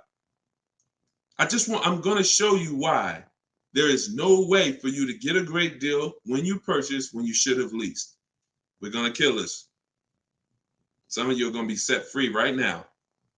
So let's just say, what's a great price? $44,000 brand new Audi Q4 A3. What's just a ridiculous discount? How much off? Let's say like the best deal that you could ever think on a brand new car. Look, all right, it's taking you all a while to type. We're looking. What's up? Heck, none of y'all ever saved money on a car before? Some people, oh, Deshone, I didn't think we could get discounts on cars. All right, I like that. Nico Smooth, I like that. Let's say the person got $10,000 off. Okay? They got $35,000, which is essentially, let's say they got $35,000. The car is $44,000. So let's say they got $9,000 off, which is essentially 20% off the price of the car. Just brand new, nice, popular car. They catch the dealer sleeping, getting bids from home. $10,000, $9,000 off, $35,000. That's what they're getting the car for. Put your taxes on there, because now we're already being super unrealistic. We're not gonna be ridiculously. Let's just say taxes are on there. You know what? Let's just say no. How about this? Not only did she get 20% off, they paid the taxes too. So she really got like $13,000 off. We'll pay the taxes too. Just finance $35,000 even. What's her payment? The most ridiculous new car deal we could ever imagine you've ever seen, we just went over. To show you, no matter how good this is, she still is about to lose because she's purchasing and she should be leasing. Watch this. And I'm going to tell you, when the person who purchases wins, $700. Thank you, paper chasers. Lisa, $650. Those are the estimates. Where do we win at? Imagine if I just gave y'all a ridiculously unreal situation that will never ever happen, but just to illustrate, if that ever happened, 20% off the car, pay the taxes, her payment's still higher than Danielle leasing. So when does the person who buys win? When they keep the car long enough to outlive the depreciation. Very simple. 8 years. 8 years. It's no comparison. So like you're sitting there and you're like, Deshone, I bought my last car and I've been buying cars all my life. I was just taught you buy your cars, you don't lease them, but I never keep them more than 8 years. If that's you, I want you to type a sad face.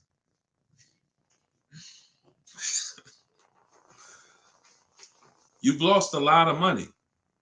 So what would you rather? Would you rather never hear about this, really go all your life listening to bad advice? And we might wrap this because we still got time. Before we even go back into more questions, we actually may go a little, because some of you are like, Deshone, well, what if you buy a new car, a used car? Because you just compared that to a new car. All right. So let's just go back one more time. Let's pull up Danielle's because we're on that scenario. So we already said Danielle drove out with a $550 a month lease, paid her first month's payment. Best impossible deal that'll never happen, unrealistic, made up, make-believe deal we just ran was still a higher monthly payment. So imagine with somebody who just goes in regular negotiations, maybe gets $2,000 off the list price. They're leaving paying it's people right now paying $800 a month for this car, $700 a month, easy, no money down. If they didn't put money down, some people tell you, oh, you know, well, I'm paying I got an Audi and I'm paying only $6 for it. They never tell you that they put 10 grand down. They never tell you that they put 10 grand down. They forget about that because the day they give the dealer 10 grand, they want to forget about it. So they're definitely not going to bring it up in the story. No money down deals. This is what you're doing most times when you're leasing. So let's go back. Let's say somebody decides they're going to get a good price on a used one. Let's just throw this scenario in here real quick to end this. Instead of a $44,000 brand new one, they find one for like 28. Great used car price, 44,000 new. I got one for 28, maybe 4 years old, low miles, 36,000. Great deal, below market deal. Get it for 28. 28. Throw my taxes and fees on there. I'm at 32, 31. What's my payment? 31, 600. Look what I'm buying too, because some of you that's what you think about with a used car. But I like the monthly payments. But Danielle's driving a brand new 44,000, never been titled. She's the first person to sit in this new car smell, like real new car smell. Latest and greatest options and features, full warranty. If anything breaks on the car, she's covered for 4 years. She won't lease it. She won't have the lease for more than 3 years. She's paying $550 a month. A person who's buying this same car is paying $800 a month, $900 a month. And a person who's getting a used version of this, 4 years old, 1 year left on the warranty, 3 years old, 1 year left on the warranty, and they're paying $600 a month. Everyone's paying more than her. And these are lease deals that we get all day long. Everyone's paying more than her. We can put every scenario. Only person that's not paying more than her is somebody who just drives like a 10-year-old Audi, 12-year-old Audi. They go pay cash for it, buy it from Facebook Marketplace or something like that, or people who go to the auctions and get, like a 12-year-old one. Those are the only people who could, flip cars and not lose. Everybody who's buying newer cars, is paying more than her. It's people paying $500 a month because they bought their Toyota Camry. They're paying $600. So you're paying $600. She's driving an Audi, $44,000 vehicle, no money down. You're paying $600. You're driving a Toyota Camry that you're not going to keep for more than another 2 years. Any car, replace it. Chevrolet, you could pay, Camry, Honda. You're not keeping these cars more than 8 years, and you're paying these ridiculous car payments, and you're the ones that, unfortunately, because you believe bad advice, you are not winning. You're losing. But would you rather me not tell you? God willing, you're like, man, I'm glad I'm young. I'm going to still buy more cars. Most of you are still going to buy more cars. It's good for you to find this out now rather than you never found out and you just passed it down to your family and your kids. And now They heard they don't lease. Now you got your 25-year-old. He never heard about leasing. He goes and he gets himself a $30,000 car because he got a good job. He said, all right, I could afford a $600 a month payment. He gets a $30,000 car. His payment is $600 if he put no money down, or maybe he put 10 grand down, whatever. Point is, he's paying between $400 and $600 a month for this car when he could be leasing a brand new version of that car for $350 a month. $350 a month, $600 a month. These payments are nowhere close. It's nowhere close. Depreciation is the unseen expense. So this is all step one. See what I'm saying? So when you're reading my book, you're going through leasing versions. I got a video on this, by the way. This is in my digital book. I'll link to certain videos to help you guys really understand certain concepts. But this is what we do. This is step one. Leasing versus buying is step one, because I know who was taught, be honest, never lease a car. Type me if you were taught never lease a car. You don't need a down payment, Lisa, and you don't need excellent credit. You need good credit. No down payments. I can show you right now, Lisa, on the screen. You can't see it because we rebroadcast these shows on TikTok, but you'll see it on Facebook, YouTube, or Instagram because they can see the slides that I'm sharing. Like every deal that I'm gonna show, like Kimberly. Look, she got a $91,000 Maserati, $944 a month, 39-month lease. $944 a month, $91,000 Maserati. She got bids. Use what I'm teaching you in my book. She got bids. 7 competitive quotes ranging from 1% to 1.8%. That's a crazy, but she saved 20 grand on a brand new Maserati. No money down lease. Bonita, this was in the middle of the pandemic. When people were, the Kia Telluride was one of, if not the most popular SUV all through the pandemic. People were paying $800 a month, $900 a month, $1,000 a month for these Kia Tellurides. She leased one in December 2022, and she got it for $600 a month, and she gave them $600. That's all she gave them. So, ask questions. It's better to ask questions about things that you may not understand versus making statements. Because when you make statements, sometimes it can mean you're not in a full posture of learning. But I do get that you're dropping. Many of you are this is a game changer for you. This is a game changer. This is a money changer for you. I mean, my goodness, my brother who I met recently over the last year, he's a neighbor of mine, and he's become a close friend. And he had a Kia Telluride, black one, just like her. Totaled it. His wife was in an accident maybe about a month ago and totaled it. And he called me and he said he had saw the 8-year rule. And he said, I'm not keeping these cars 8 years. I'm going to lease this one. He leased a Kia Telluride, and his best offer on the same vehicle he owned was under $500 a month, no money down. It was like $479, $489. He was just paying. Remember, this was a $45,000 Kia Telluride he had. His payment on that car was probably $800-900 a month. So that's his wife totaling that car ended up being a blessing. Got him out of that car. He got the lease. He got the same car, brand new one, and he's paying $300 a month less because he has correct deal structure now. This is so important. That's why I call this the most important question in my book. And this is step one in my process, is you ask yourself the most important question. So I'm going to put the banner back up for you guys on Facebook and YouTube. You can actually go to deshonsbook.com. Dolan pinned a comment in the Instagram section, in the Instagram comments. Also in the Facebook and YouTube comments, we've pinned Deshon's book. You can get your copy for 75% off. It's a digital book, so it goes to your email. Make sure you check your spam and your junk folder, but it goes there. You can get it in 3-4 minutes, and you won't pay the normal $97 if you get there before the 30-minute timer goes down. Once the time expires, the price is $97, which is the normal price, and it's worth more than that. It's worth thousands. I wouldn't price it at $97 if it wasn't worth thousands and thousands of dollars. So, but you can get it for 75% off that. You can get it for $24, if you get to my TikTok bio, my Instagram bio before the timer expires. But that's leasing versus buying. That's a quick comparison of leasing versus buying and how there's no way to get a great deal if you buy when you should have leased. No way. So some of you are going to be like, oh, well, I want to transition because I want to get out of my car that I'm financing and move to a lease. You should do that as soon as it makes financial sense.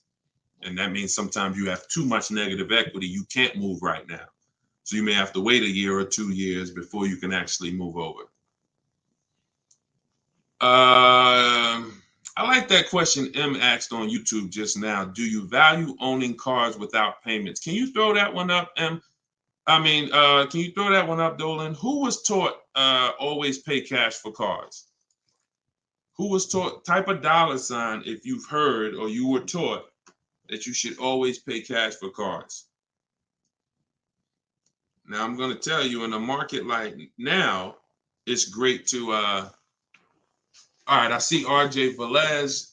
Now, there's value in paying cash, and I'm going to tell you where it is, and you got to just, there's no one size fits all. See, the problem, what's been hurting you guys is because you've listened to one size fits all car buying advice. So usually whoever is giving you the advice, they're telling you to buy cars the way they buy cars. Tap the screen on TikTok if this is making sense to y'all. If y'all are following this, keep tapping the screen, running the lights up. Let me know that you're following what we're talking about. So here's what's important. If you're listening to someone who tells you pay cash for cars, buy used cars, that's because they do that. Now, if it makes sense for them, then that's great. But we need to look at paying cash. When does it make financial sense? When does it not? It's based on a couple things. First of all, what are you doing with your money?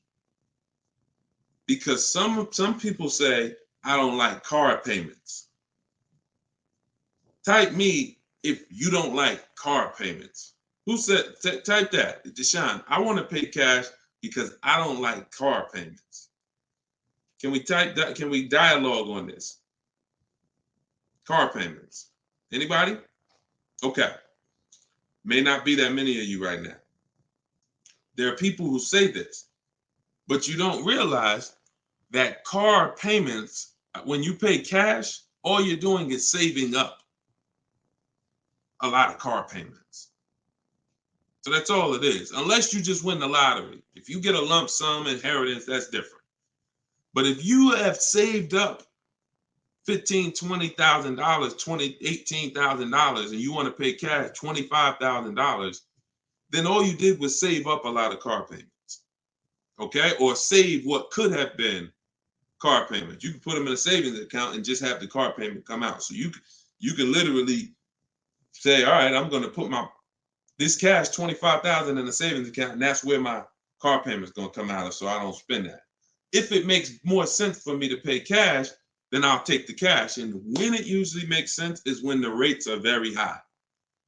If you can't get a rate that makes really, really, good financial sense, and I mean like we get bids for our rates. We make banks bid, we make credit unions bid, we get multiple offers in what I call the bank bidding war.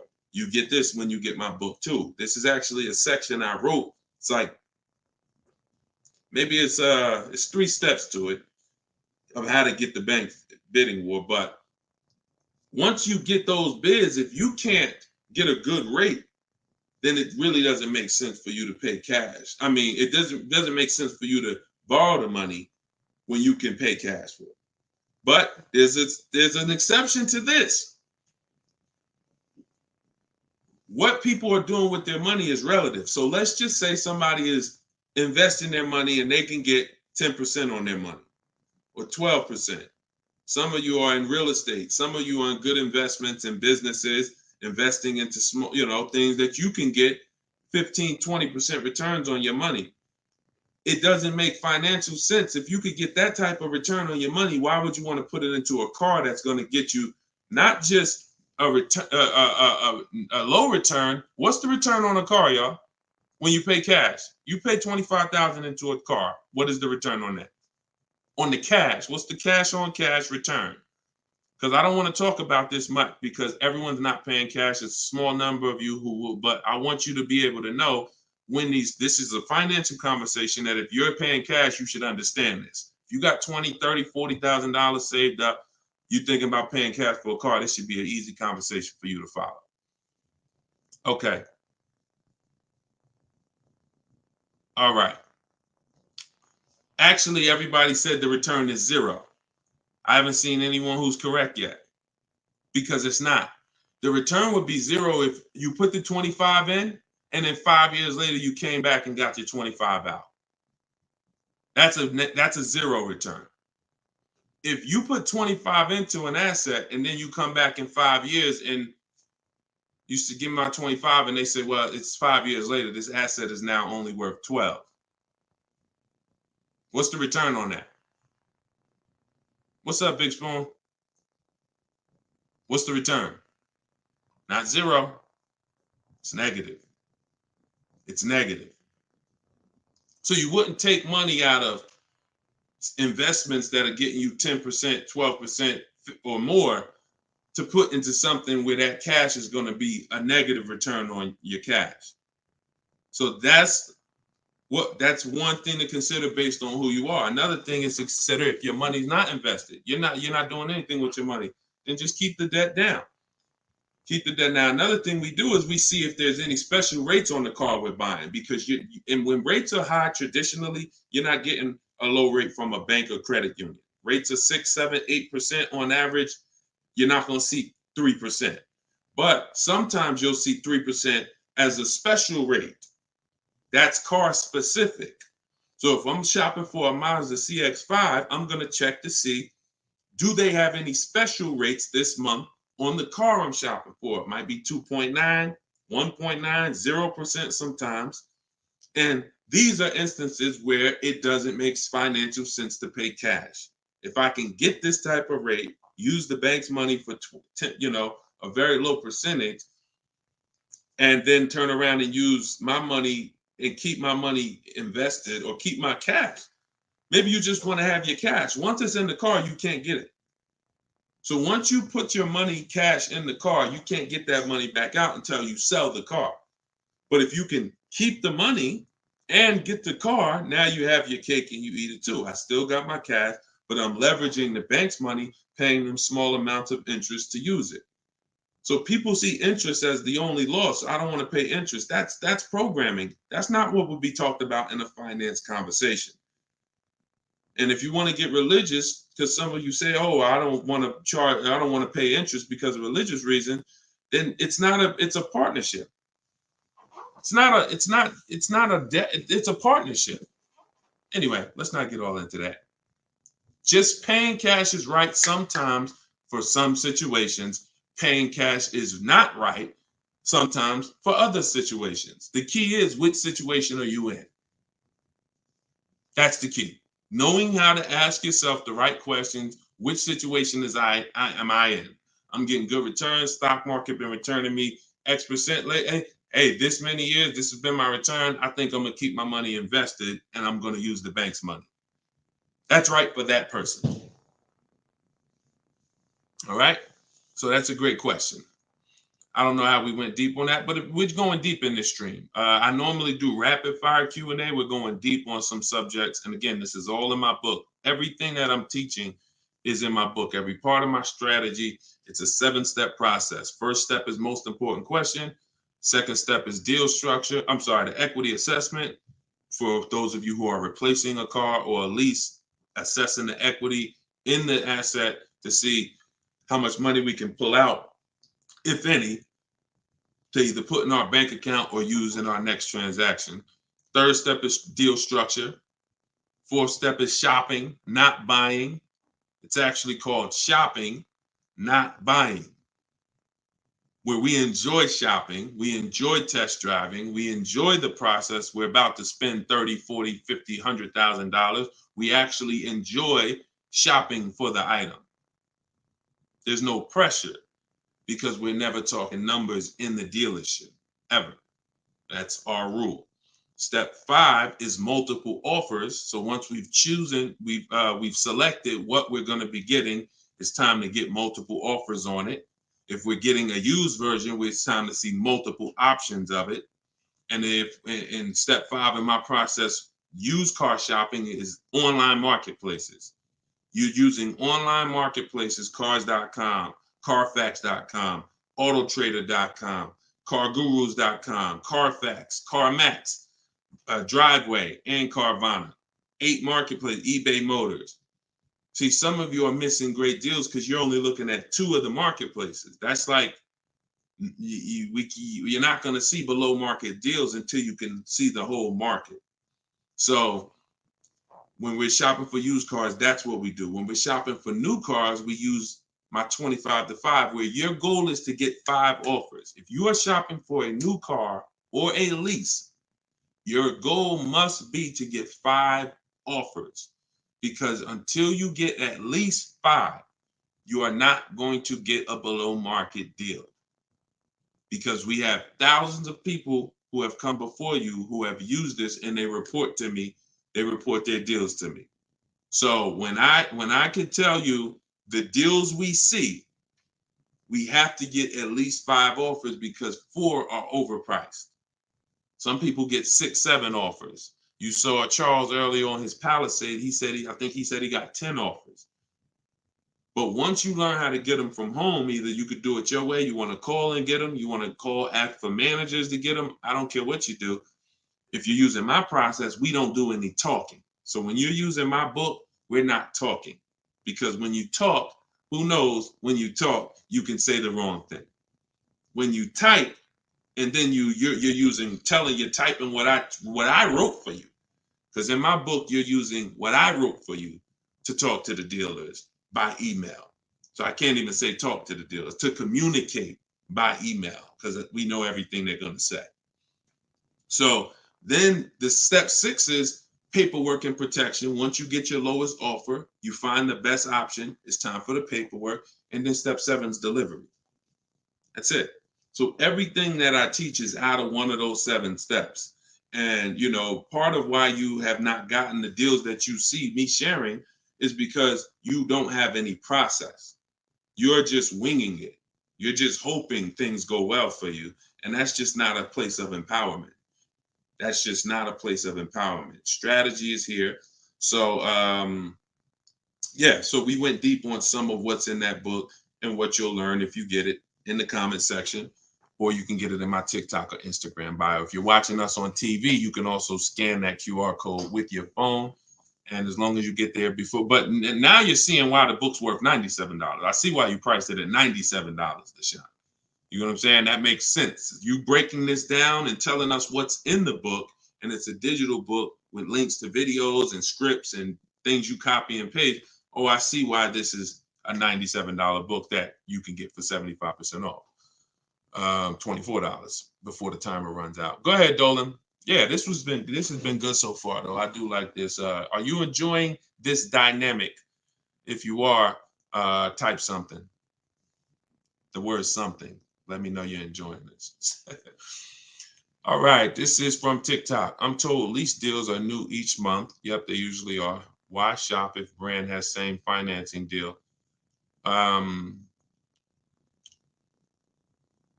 There's no same financing deal. So lease deals change every month. I want to make sure I'm trying to understand your question right. I'm told lease deals are new each month. Lease deals usually change every month. Sometimes they'll run the same one for 2 months, but usually something changes about the lease deal either every month or every 2 months.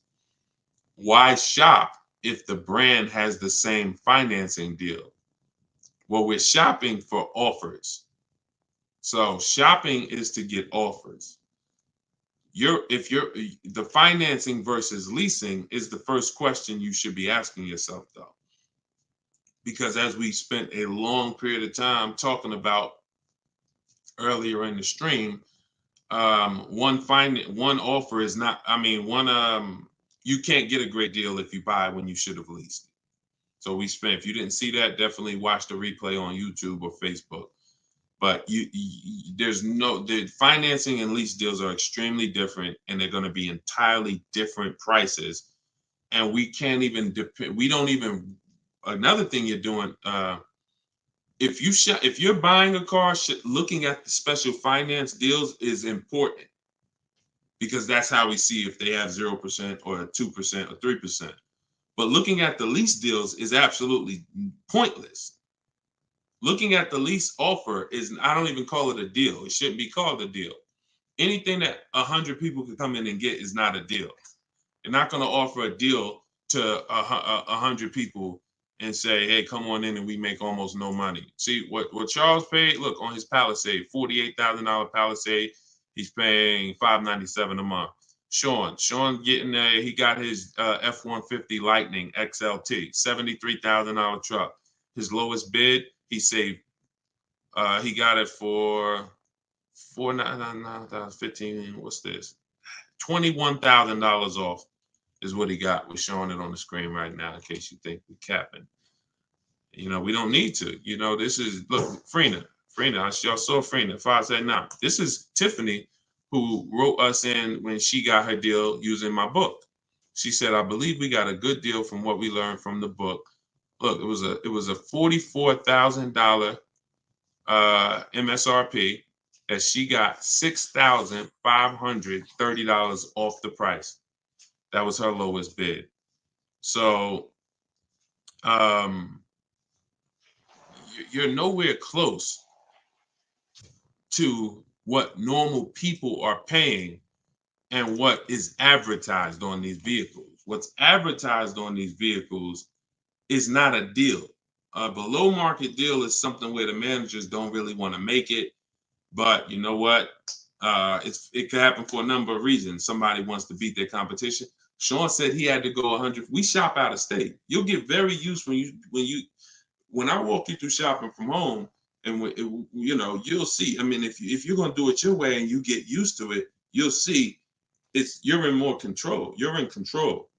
So, but a lot of times your best offer is going to come from a dealer that's not close to you, because the dealers that are close to you feel like, why do we need to give them a deal? They're going to come in anyway. Because that's what most people do. You're going to walk in the dealer anyway, and you're going to talk numbers and try to negotiate. That's what most people are going to do. Why do we need to give these people deals? But this person who is now talking to multiple dealers from home, they hold the cards. We hold the cards. And then one person wants to beat everybody, and they do that. But you gotta, I'm gonna say this, and then Dolan, throw the next question up. If everyone could get below market deals, then they wouldn't be below market deals. They would be normal deals. It would be the average price. Y'all, is that clear? Is that clear? If everyone could get below market deals, if it didn't take strategy to get below market deals, then they would just be regular deals. You know? All right, this is Rhino from YouTube. What is a good range of credit score to go for a lease? Great question. Anytime you guys hear a question you like, just start tapping the screen, please. Appreciate y'all continuing to run the likes up on TikTok. What is a good range of credit score for a lease? So what I teach is the parameters. It's more about profile versus just score. The score is one step of your profile. It's one portion of your profile, score. But you also have income. You have something I call comparable credit. I don't call it that. The bureaus call comp credit, which is you've had a car loan before. So you could have a lower than fair credit. You want to be in at least fair. If you're in the fives, I wouldn't go a lease route. I would go a different route, which I have in my book. You get a smart car, set yourself up for a lease. Not the smart car that y'all thinking of, those little ones. It stands for saving money at the right time. We get the smallest car we could get a loan on, pay the payments for 2 years, then we flip into a lease. Because again, payment history weighs very big. So, but if you're in the 620, 630, but you got on-time car payments for the last 3 years, 2 years, 5 years, you might have, high balances with your credit cards, but your car payment has been paid on time, but your credit score is low because you're using a lot of your available credit. So in that case, you got a great shot of getting a lease because you're replacing a car, you're replacing a payment, you're not adding a payment. But usually, 650, 660 and up. 660 and up is usually the best to stay out of that manipulation zone. But again, if you have a lower score than that, but you have good income, good, you've been at your address a long time, these are things that weigh in the profile. You've been on your job a long time, versus, hey, you might have a 700 score, but you only been on your job for 6 months. That could affect you. So it's not just score, it's profile. But most leases are easier to qualify for than you guys would believe. I got my first lease and I had a 6-something credit score. Now I did have to pay, I remember $25 more because of my credit score. I didn't get approved at the first tier. I went up $25 or something like that. But I was still paying $256 a month for a brand new Pontiac G6. It's a $20,000 car. So I had friends that were paying $500 a month for Toyota Corollas, $20,000 cars. $23,000 brand new Toyota Corolla. They're paying $500. They're paying, and I'm paying $256. These things make a difference in households. Thank you for answering, brother. Just purchased your book too on your website. Enjoy it, brother. Now, I don't even say enjoy it. I use it. Use it. And there's 2 ways to use it. I don't recommend going through the book and then shopping.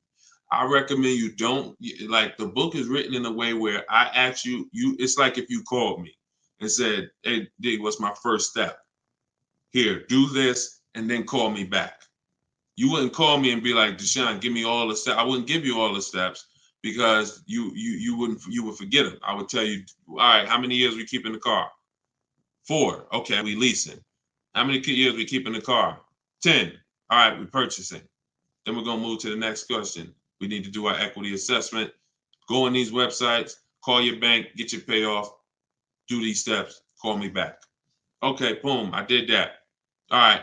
So once you put those things in an order, you'll see that you threw me off, Dolan, throwing that question up. But yeah, Rhino should. Oh yeah. Anyway, what I was saying is use it. So you could go through the book. I would recommend you go through it, do 1 step, check it off before you move to the next step, so that by the time you get to step 7, I'm congratulating you saying, let's get ready for delivery. Not, oh, I'm at step 7. I read the whole congratulations. Oh, that was so nice. That nice message you write to us when we get our cars at the end. That's nice, Deshone. You shouldn't be reading that until you got your car. You get what I'm saying? I'd rather you go through the book that way. It'll be a lot quicker, a lot more effective for you. All right, but use it. Use it. Great. All right, Dolan, throw that up for me now. Thank you, man. Appreciate you. Okay, Freon on YouTube said, what about refinancing when the rate drops? Absolutely. If I'm buying a car and I'm paying a high rate, what is considered a high rate, 7-8%, depending on the car. Now, there are times where rates are high. That's the best offer you could get. But there are times where we know rates are 3%, 4%. There's time when the rates was 2 and change from the credit unions and things of that nature. So, relative to what they've been, these rates are high. So, yes, as long as you have a great car, the goal is always to get a great car. You could change the loan, like Freon said, by refinancing. So let's say I have horrible credit, 400 score, I need a car.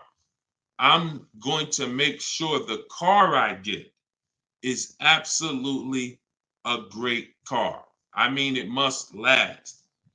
This is the thing you need to be looking for. I need to make sure I'm getting a car that's going to last, because I could always fix the loan. But if you fix the loan refinance, but you got a bad car. You got a car with 100,000 miles on it, and now you're saying you're gonna keep it 8 years. You're not keeping that car 8 years in a lot of cases. It has too many miles on it. So you should be shopping for a car saying, okay, I'm planning on keeping this 18 years. I want to get myself something with 60,000 miles. Now that might mean you can't get the big SUV. But if you get the big SUV and then the car breaks down in 4 years, it defeats the purpose anyway. So you could always fix the loan. Don't get a bad car. Very, very important. Or that really destroys a lot of these long-term plans that you need to have. Okay? But yes, everyone will be refinancing when the rates drop. That's for sure. Go ahead, Dolan. Next one, please. Great questions. Great questions. Yes, these are some great questions. From TikTok, I have a car with a lease ending in a couple months. Buyout is 35, but Kelly's Blue Book is 44. Should I buy out the car with the option to sell after? We don't usually buy leases, in fact, ever. Why are we so big on buying our leases? Who told us that was a good idea? Who told us going from buying? Think about this. 3 years ago, I drove off the lot with a very nice brand new car that I was paying, hopefully, a decent payment on. Why am I going to stop doing that to now buy a used car? What's the benefit to us buying these leases out? Maybe I don't see it, because what I explained is it's a horrible idea. It's a horrible idea. One exception, if you're keeping the lease 8 more years after you buy it, then it's fine, because it's just like you bought a used car. So you really kept the car how many years if you leased it for 3 years and you're keeping it another 8? See what I'm saying? 11 years. So you're going to win. It's still a bad idea, but you'll win somewhat if you keep the whole car 11 years, because I'm going to tell you why. Once you get a used car, you reset everything. You got a new, that's a whole separate transaction. If you lease a car, your payment on that lease is going to be, let's just say your payment on the lease is $450 a month. What you're going to find in most cases, if you buy the lease out, to get a $450 a month payment, you got to take a 6-year loan. To get a $450 a month payment, you got to take a 6-year loan. So you already leased the car for 3 years, and now you're purchasing the balance for another 6. You leased the car for 3, you're purchasing it for another 6. That's 9 years. So why did I just say the only way to win when you buy your lease is to keep it at least 11 years? Because how many years of payments are most people going to have? 9. 9. 9. Can we let that sink in?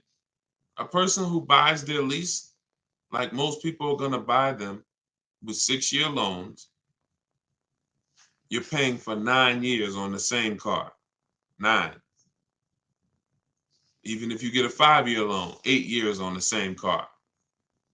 So it'd be a shame to go pay 8 years on the same car and then turn around and do that all over again.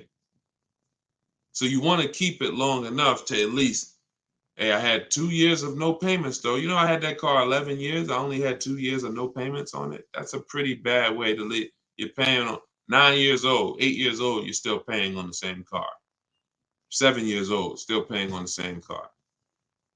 This is why buying your lease is a horrible idea in most cases. From the start, you should either be leasing or you should be buying a used car. It's one or the other.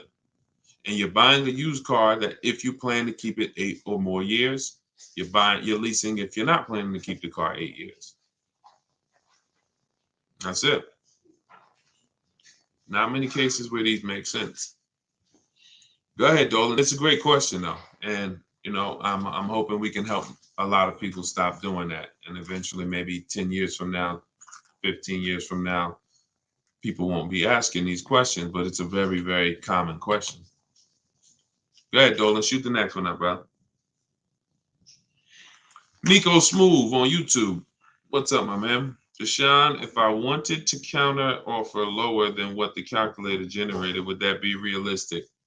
Getting 1.4% would like to get around 1. If your lowest offer is 1.4, then that's the lease program. If your offers are 1.4, your offers should not be the same. That means you don't have enough offers. If all the offers are in one spot, 1.4, that means you're not getting enough. Once you get 5, 7, you'll see they should be at least $150 to $200 a month difference. That's how it should be. $400 to $600 a month. $600 to $800, $600 to $750. That's how it should be. Now, if you once your lowest offer is 1.4, but you have 1.6, 1.7, higher offers than that, then 1.4 is the best. And that's the lease program. There's nothing you can do about the lease program. All you're doing is finding the dealer that's going to agree to discount the car the largest amount. The lease program is then going to dictate what the payment's going to be. But yeah, you're on the right track. Go to a Plan B vehicle. It's surprising how different every single vehicle has a different lease program. In regards to what you and just to really hammer this home, Zafrina, who we showed first at the beginning of the stream, she had a $579 a month lease on a $65,000 truck. She was shopping for a Jeep Grand Cherokee Limited because that's what they had and they were replacing the lease. So she gets a 1.1 and change. It was like under 1.2, like 1.19 or something like that.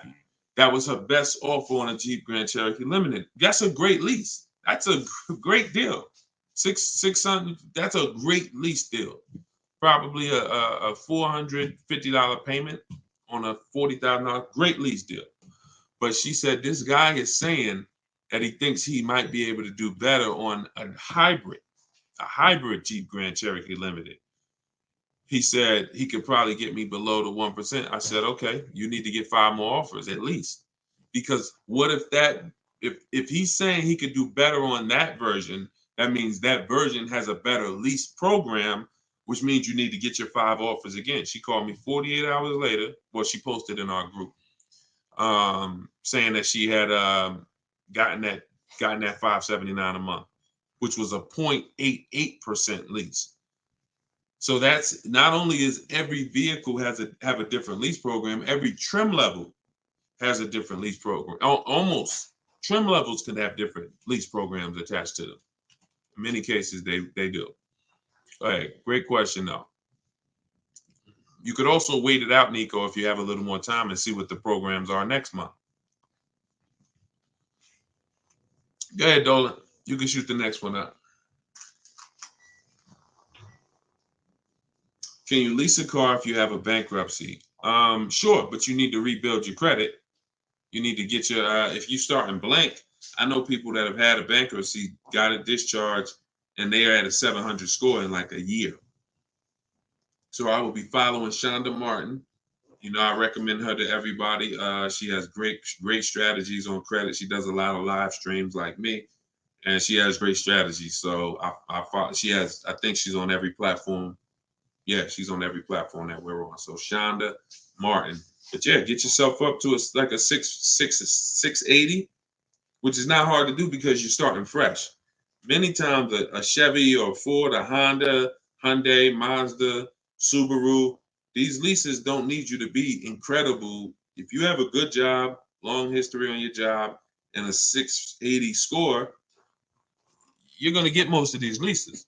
These are not like luxury leases to the point where they're snooty. All right, go ahead, Dolan. Genesis on YouTube. So how can you lease out of state with the current lease looking to trade in? But I heard Deshone say out of state lease deals are good. Well, if it's the best offer, you go as far as you need to go to get 5 offers. In my book, we use my 25 to 5 strategy, where you're connecting with 25 dealers online in 20 minutes. We go to their websites using the contact tab, and then you have a template of mine that you copy and paste. If you're going to do it your way, you're just writing in, all the details of what you want, when your deadline is, what options you're looking for, what you're over. This is all stuff I walk you through in the book. What you're looking for. Really, it's about the car. You're not saying, hey, I'm looking for a lease quote, I'm looking for a purchase quote. We need to find out who even has a car before we start talking about money. But then the goal is that you got to get at least 5 offers. You got to get at least, and you have to do the equity assessment to see if there's any equity in your current lease. You don't want to return that, and you don't even know if there's any equity in that lease. And the only way you know that is the offers you get are higher than the payoff. It's very simple. Equity is offers, cash offers from CarMax, Driveway, Kelly's Blue Book, instant cash offer, not Blue Book, the website, instant cash offer, Kelly's Blue Book, Auto Nation, sell my car, Car Guru, sell my car. You have to get these offers, and if those offers are higher than your payoff, then you have equity when you sell the car to these people. If you have a third-party restriction, you can't sell the car directly to them. You got to sell to a local dealership. You got to get bids from a local dealership. I teach you how to do that. For those of you who have third-party restrictions, we talk to used car managers to sell our leases. So I've been doing this since 2006. Like, if I wasn't called to build these companies, then I would be. If I wasn't called to build these companies, there's no doubt I would be selling cars, making $200,000, $300,000, $400,000 a year. There's no doubt about it. But that's not the path God had for me. So what I'm telling you is based on me understanding 99.9% of the car buying of the industry inside and out, and giving you the way to actually stay in control, call the shots, have the business come to you, have the banks come to you, have the cash offers come to you, and then you're just simply picking the best ones as they come to you. So this is all in my book, Cars from Home, 7 Steps to Saving Time, Money, and Avoiding Dealerships. It's a digital book. You can get your copy for 75% off in my TikTok bio, in my Instagram bio, or we have a comment pin. Dolan, can you post the comment for everybody again on Facebook and YouTube? Just copy and paste that comment for everybody. And also we'll put a banner up on the screen for those of you who are watching us on television. You can scan this banner with your phone, and it'll take you to the 75% off page. So you'll only pay $24. You won't pay the normal price of $97. But that offers for 30 minutes. Once the timer does expire, $97 is your price to get it, which is still a great price. I'm sure everybody who spent time with us today can see why $97 is going to save you probably tens of thousands of dollars, depending on how many cars you get. Sean saved 20 grand on his first car. So for those of you who want to attend my free masterclass, Everything You're Doing Wrong, Buying, Selling, and Leasing Cars, you can attend that in my bio. We'll also put another comment for those of you who want to attend that. That's about an hour-long class, and I'm teaching very specific. You'll need a notepad for that. That's not just Q&A, although we do Q&A after. So you guys can go watch that, and so we'll put, and that's also in my Instagram and my TikTok bio. So the information's available, y'all. That's the whole point. There's no excuse. Everything that we talked about today is really financial awareness, financial literacy that you have not learned. You haven't heard of it before, but this has been around. We've been doing this for 3 years. Over 2,000 people have come before you. We have over 6,000 people that have this book now. So this ship has sailed. This car buying from home, you're late to the show now. And you can't afford to go buy another car the old way and think you're getting a good deal. You can't afford to do that. I mean, money is very hard to come by for some people, and you need to, I don't care who you are, you should take it seriously. So this is why we're here. And so you can get it from my free videos, from these Q&As, in my book, in my masterclass. I don't care how you get it. You want to join me in Maps Academy and have me coach you through your car buying. I don't care how you get it. Just make sure you get it. Get in where you fit it. All right. So that was episode 17. All right. We'll see you on episode 18. God bless y'all.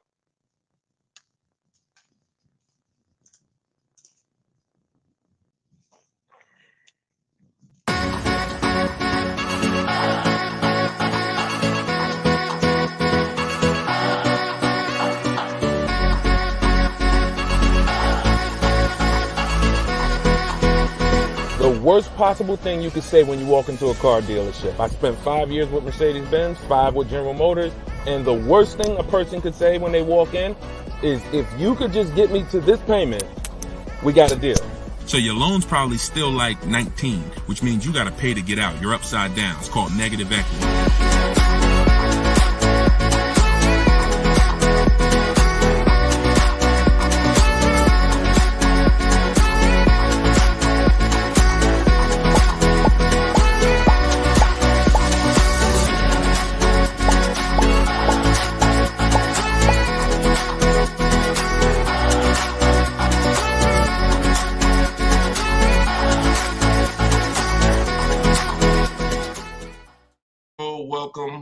Welcome.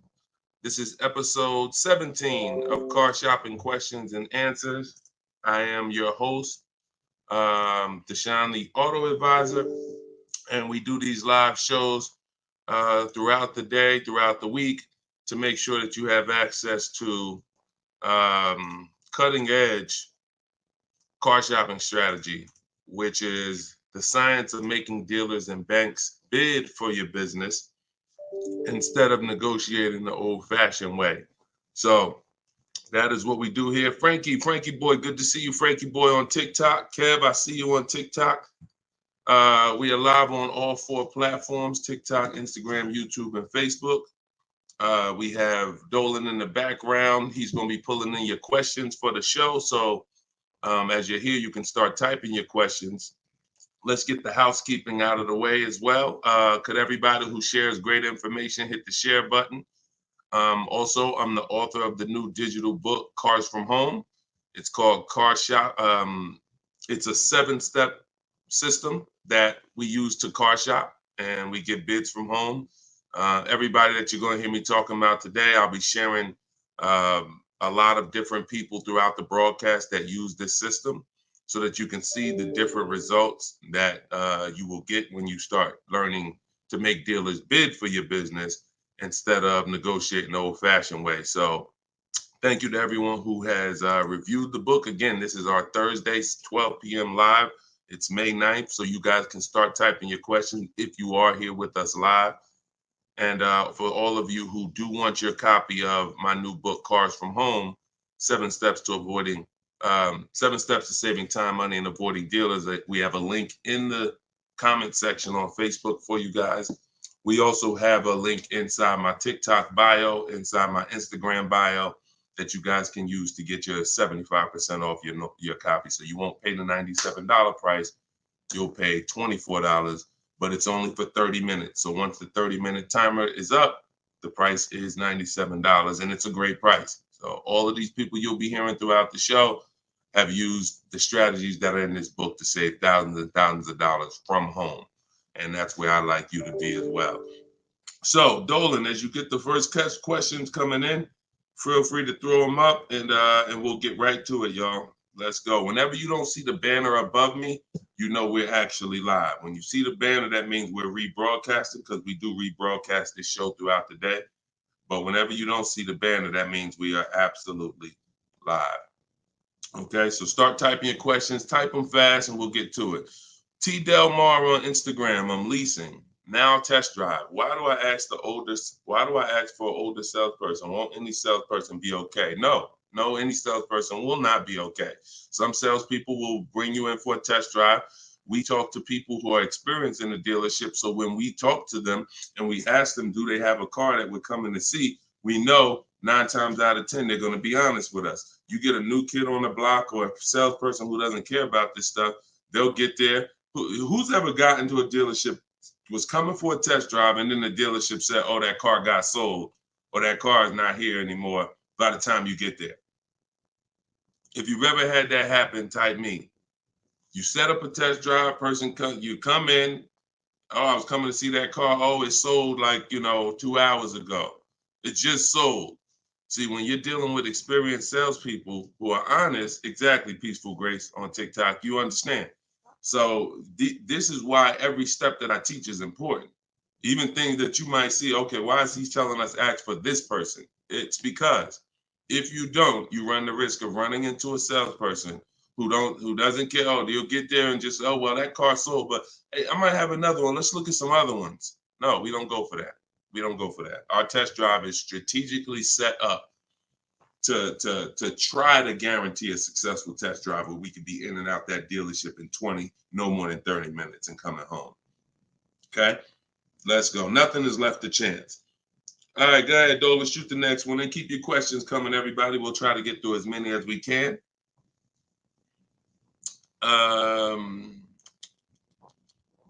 I see you got all right, we got one that just came in on TikTok. We'll give everybody a chance to come on in and start typing your questions. Try to type them all in one question, kind of one long question versus, continuations and continuations. Shaderick Will on TikTok. How do I get out of a finance contract without it being on my credit as a repo?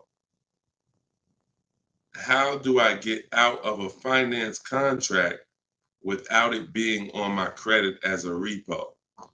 Well, let's talk about how not to do it. If they take the car back because you didn't pay them, that's a repo. So if they take the car back because you didn't pay them, that's a repo. So if you do that, that's a repo. So let's talk about how not to do that. You could sell the car.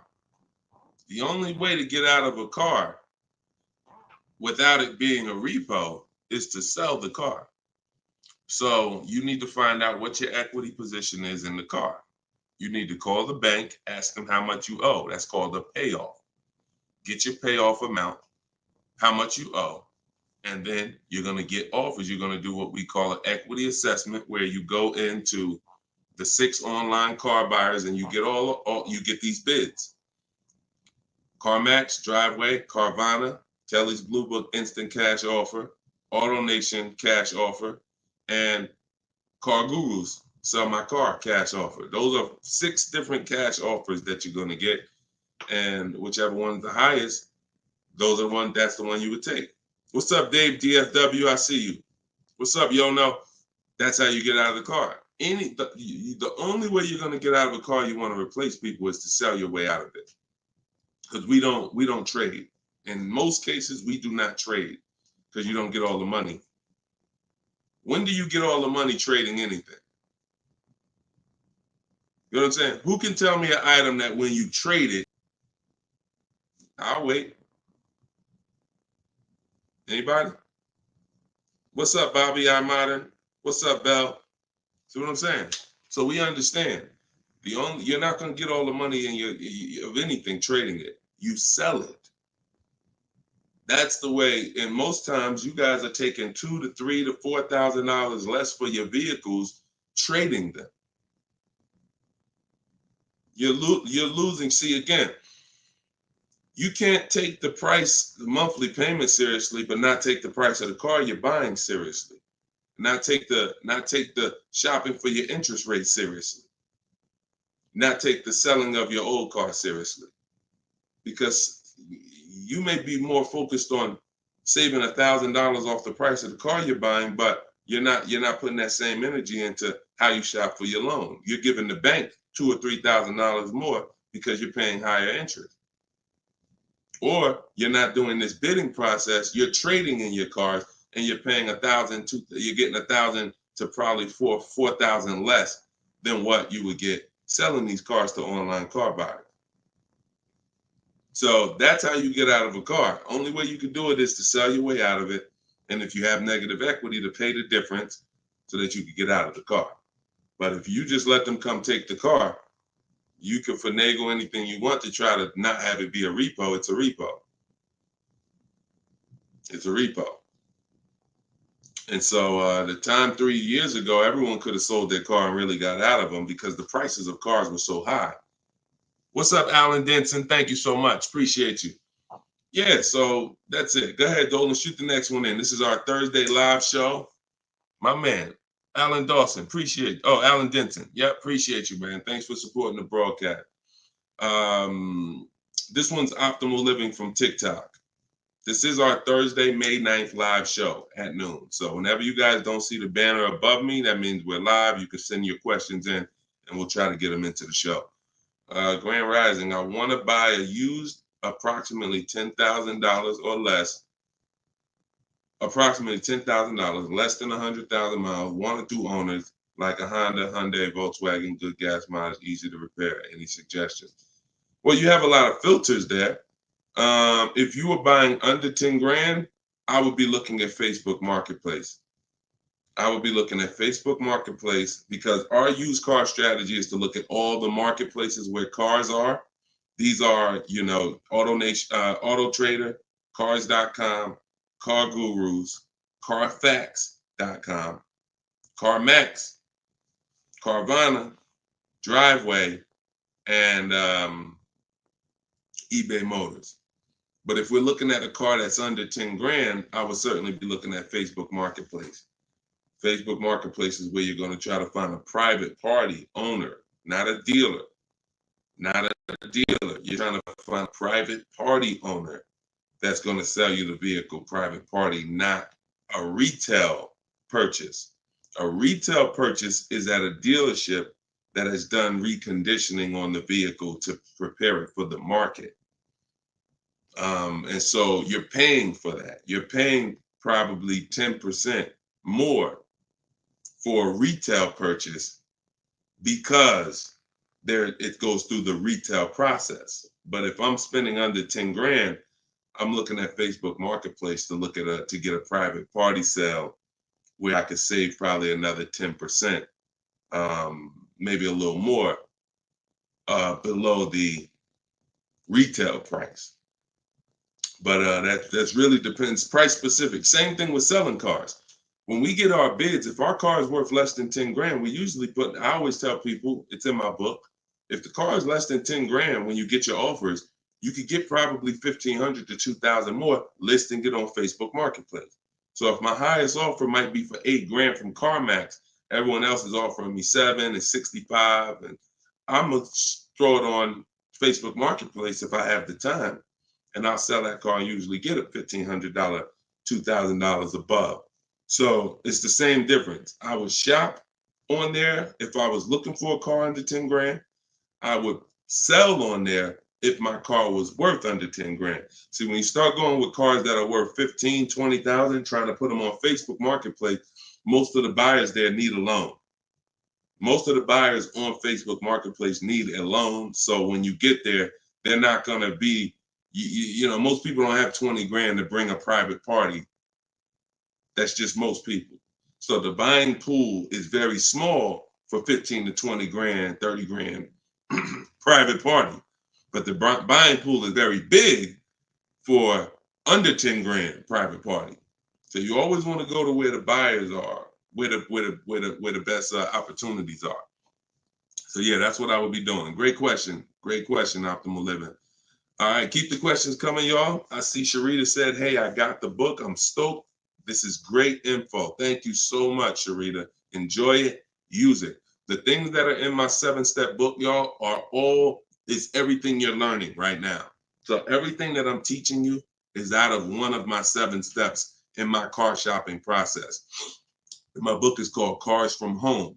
So it's all designed to teach you the science, walk you through the science step by step of doing 90% of your car purchase from home. 90% of your savings are done at home. not in a dealership. The only thing we're doing in a dealership is test driving, is having our car appraised if we have a third-party restriction by a used car manager, and picking up our car if they don't deliver. Those are the only three things we are doing inside a dealership. All the negotiating, the price saving, the shopping the market, the research, the working with the bank, that's all done at home. And some people, some of you are going to do 100% of your purchase from home. If it's a new car or a lease, some of you could do 100% of it, because if the dealer delivers, literally you never went into the dealership except for the test drive, and then we get our bids and we accept the best offer. This is somebody who just got a bid. You can see the dates not too long ago. Look, I contacted 25 dealers. Some of you know my system is used to, we connect with 25 dealers, with our goal being to get 5 offers. Because what percentage of offers is overpriced? Let's see if anybody on here knows. If anybody's been spending time with us, this might be a lot of your first time with us on the stream, but what percentage of dealers is overpriced? Let's see who knows. And this is why you must get at least 5 offers. At least 5 offers, because what percentage of dealers are overpriced, everybody? Let's see. All right, we may got a lot of new people on here. Maybe nobody knows. No, not 100%, Twan. Not 100%. Thank you, T. Delmar. 80%. Exactly. 80%. T. Delmar Instagram got it. 80% of dealers are overpriced. Now, this is not my opinion. I'm telling you guys. I've been working with people all around this country. I opened up my car buying school, Maps Academy, 2021. We have probably over 6,000 people now that have our book. So people report deals to me. I have hundreds of people who over the years report their deals to me. And that's what we see. We see 80% of the quotes we get are higher than the best quote. So when you get your 5 offers, one of them is going to blow the other ones away, but the other ones are going to be significantly higher. And when you look at somebody like this is Teddy. Teddy he said, I received 10 offers. He said, I only used the scripts provided. So in my book are the scripts he's talking about that you copy and paste. This dealer's initial quote came back at 937. Using the counter offer calculator, which you have in my book as well. Using the counter offer calculator, I countered at, I closed on this, wait, hold on, I can't even read. I closed on this 2024 BMW i4. MSRP is $73,855. $73,000. Pay attention to this, y'all. I counted at 829. He came back with 856. My highest offer during this process from a different dealer was 1123. My local dealer, there's a lot happening here in this post if y'all pay attention and dissect it. My local dealer came in at 986 and even told me in an email that he didn't think I'd find a better deal out there. I didn't speak to one salesman on the phone until after the credit was ran and the deal was secured. I even got them to cover my last 2 lease payments. This is how you get, see, if I was to ask Teddy right now, Teddy, bet me $1,000 that there's not a better deal out there. He'd most likely take the bet because he connected with 25 dealers. He got 10 offers. He used it. You can never accept a deal without countering, because we don't know what the bottom is until they say no to the counter, or until they say, no, I can't do that, but I could do this. Now we know they're at the bottom. So all of this stuff can't happen. You're not going to have price assurance, which means you guarantee you paid the lowest price, and you're not going to be able to get these numbers until you sit at home and start getting the offers at home. It is impossible to get these types of numbers, this type of confidence, this type of assurance walking into one dealer. Even if you got a good price, there's no way you even know it's a good price until you have enough offers to know this one right here is the best offer. He might have thought his local dealer was making him the best offer at $890. What he says, local dealer came back $986, because remember, he has other offers that are $1,100. But if he accepts that offer, he's never pulling away in this BMW for $856 a month, a $73,000 vehicle. Now, again, I'm gonna ask y'all before we pull up the next question, and we are live right now. It's Thursday, it's May 9th, and this is our 12 p.m. show. Once again, I'm gonna ask y'all a question. When you look at what he's paying, some of you have seen every $5,000 on the price of a car is how much a month? Every $5,000, because this is a $73,000 car. Now I'm gonna talk to some of you who don't understand leasing, some of you who are taught you always buy your cars no matter what, and I'm gonna show you what this car would have cost him monthly, if he didn't know that leasing was better for him, because he doesn't keep his car 8 years. Thank you, Gerard Young. Every $5,000, Gerard just answered. Emo also answered it on YouTube. The question was, every $5,000 on the price of a car is how much per month? Approximately $100 a month. So when you look at a $20,000 car, automatically you should think $400 a month. You're looking at a $40,000 car, that's $800 a month. You're looking at a $50,000 car, that's $1,000 a month. 5 years on a 5-year loan. You're looking at a $70,000 car, y'all. That's $1,400 a month. $1,400 a month. His car is $73,000. Not to mention, there's people right now that are driving this same exact car Teddy got, same exact BMW, $73,000. They're paying $1,400 a month. He's paying $856. Are y'all getting this? Are y'all getting this? So my book is in my TikTok bio. Click the link there. You can get it for 75% off. You won't pay the normal $97. Go ahead, Dolan, shoot the next question up. Instagram, you guys can go to my Instagram bio and get your copy for 75% off. And it is a step-by-step formula for how to get these deals. That's everything I talk about on these shows. Go ahead, Dolan. Shoot the next one up. Leo, I've been selling cars for 20 years. This young man is speaking the truth. Man, I appreciate it. See, and this is what the 20% of dealers do. The 20% of dealers have no problem, admitting the systems that we teach are better, because we're not trained as car salespeople. Sometimes you think car salespeople are really trained. The only thing we're really trained on is negotiating and how to get you to say yes. We're not trained in finance, not trained to teach you about leasing. We're not trained to teach you about negative equity, depreciation, all this stuff that we should be trained on, because you're buying a depreciating asset. We should be telling you, listen, based on our financial training, if you're not keeping your car 8 years, your best option is going to be to lease, because when you buy your car is going to go down in value so much over the 5 to 8 years you have it. If you turn around and replace it, you're going to lose all that money. Your car is going down in value way too much over 5 to 8 years for you to turn around and replace the car right after that. You need to keep it after that. That's when you keep it. 8 years is that's when you keep it, because now you're like, man, I put all this money in this car. Yes, it may not be worth what I bought it for, which was $40,000 8 years ago. It might only be worth $10,000 today, but I'm gonna keep it now, because 3 years from now, it's gonna still be worth probably $8,000.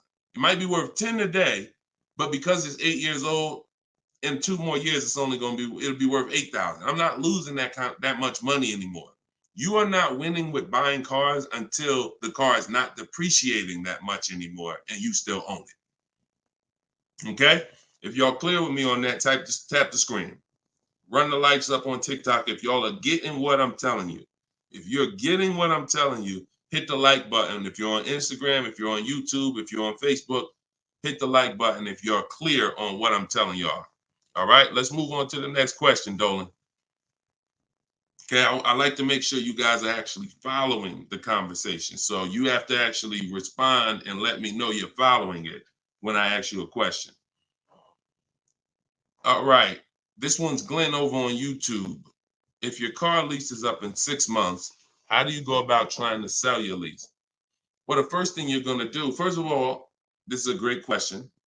Glenn said, how do you sell your lease? Now, step 2 in my process is called the equity assessment. My book is called Cars from Home, 7 Steps to Saving Time, Money, and Avoiding Dealerships. Step 1 is the leasing versus buying question. Step 2 is the equity assessment, which means if you have a car you're replacing, we got to get the most money for it. And that's never going to be with a trade. So we have to see, is there any equity in our lease? Now, we are not assuming this. We are going to do this process and see, because some leases have no equity. Some leases have a good amount of equity. Like, hold on, I just had somebody write me talking about equity they got in their lease. Hold on. Didn't talk to, I think it was this person. Oh, but I cut off their post.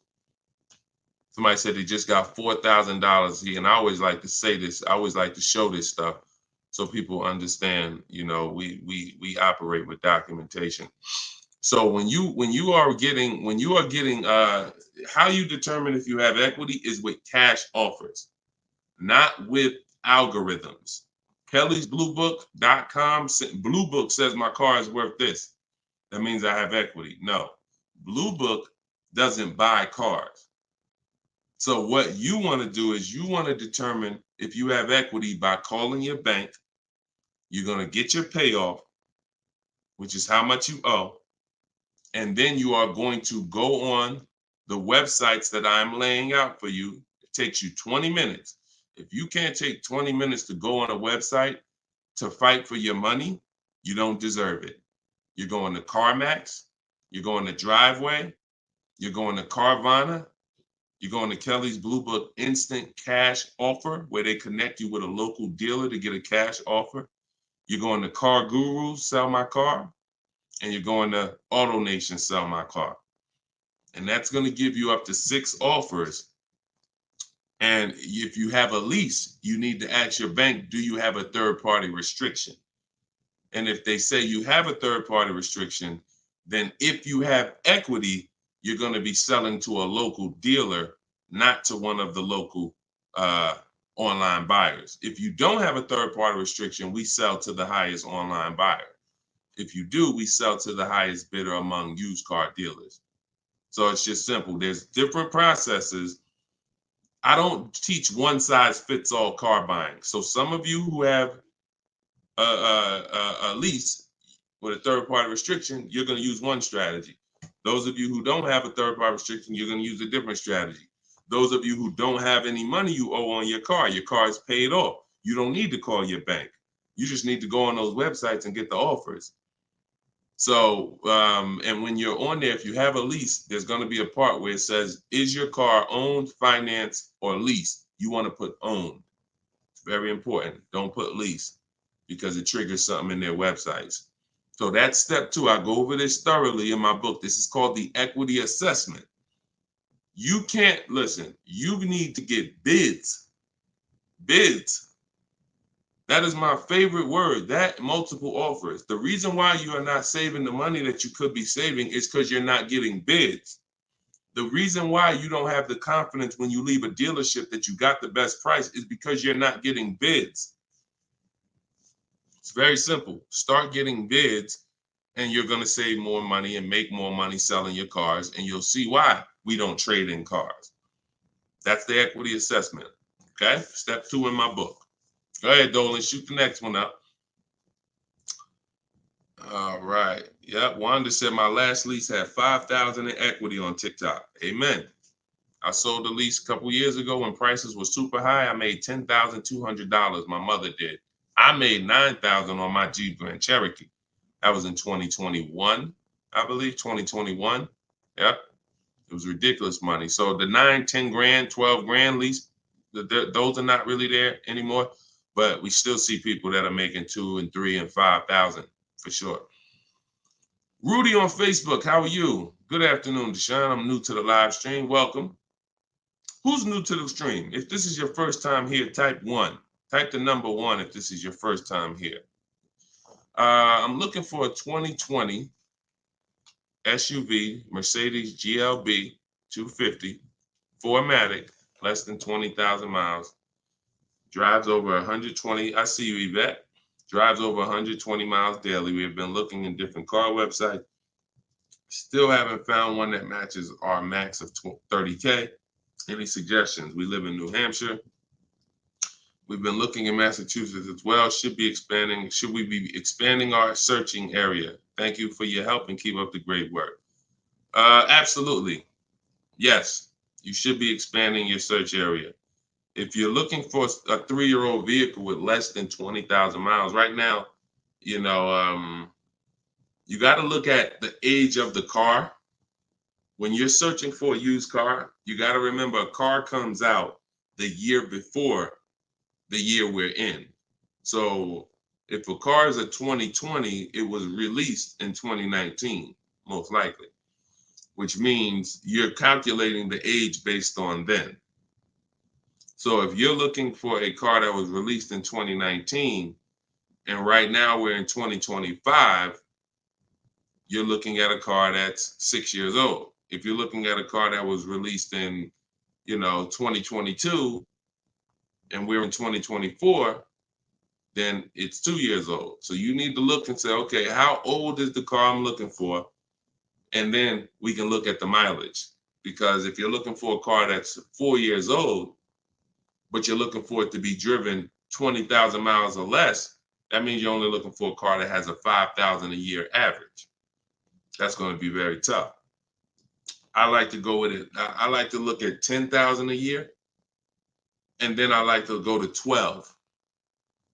Now, we're talking about how we expand the search of our used cars, because the whole goal is to expand the search slowly.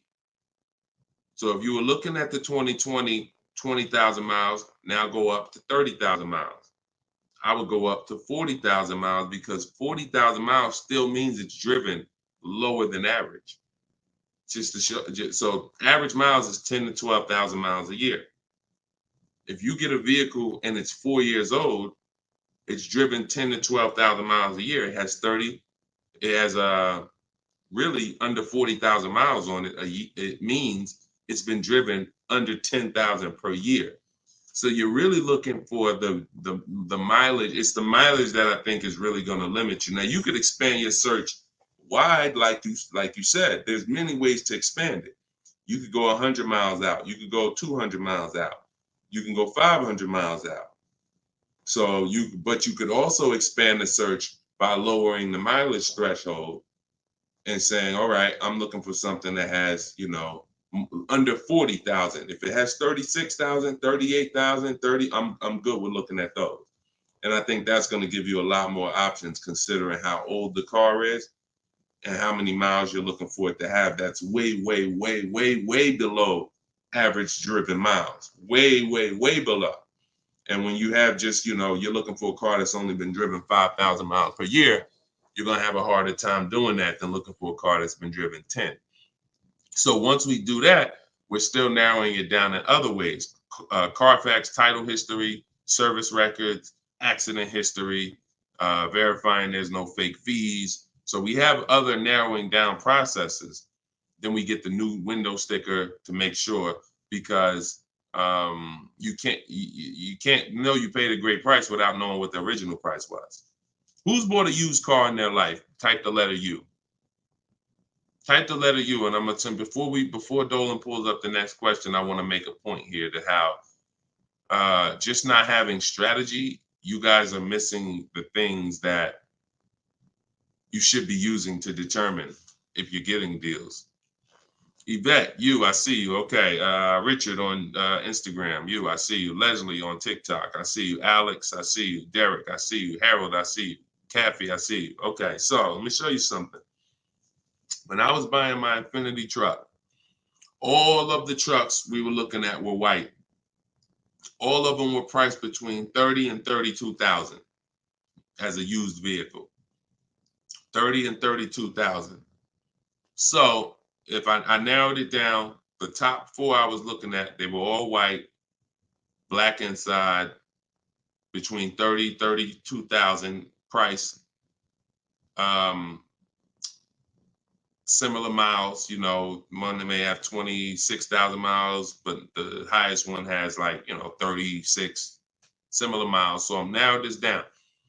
Now, this is where many of you you don't have the information to make the right decision, because the determining factor of which vehicle I chose was based on the brand new price. I'm gonna tell you exactly how this went. Once I got the brand new price, I got the brand new window sticker on all of these cars, I was able to see that one of the cars brand new was 46,000. One of the cars brand new was 48,000. One of the cars brand new was 52,000. And one of the cars brand new, which is the one I ended up getting, was 54,500. It was a special edition. It has all of these features on it, has all these packages. It has different rims. It has all these different things. Now, if I would have picked the other ones, because the asking price was lower, I would have made a horrible decision.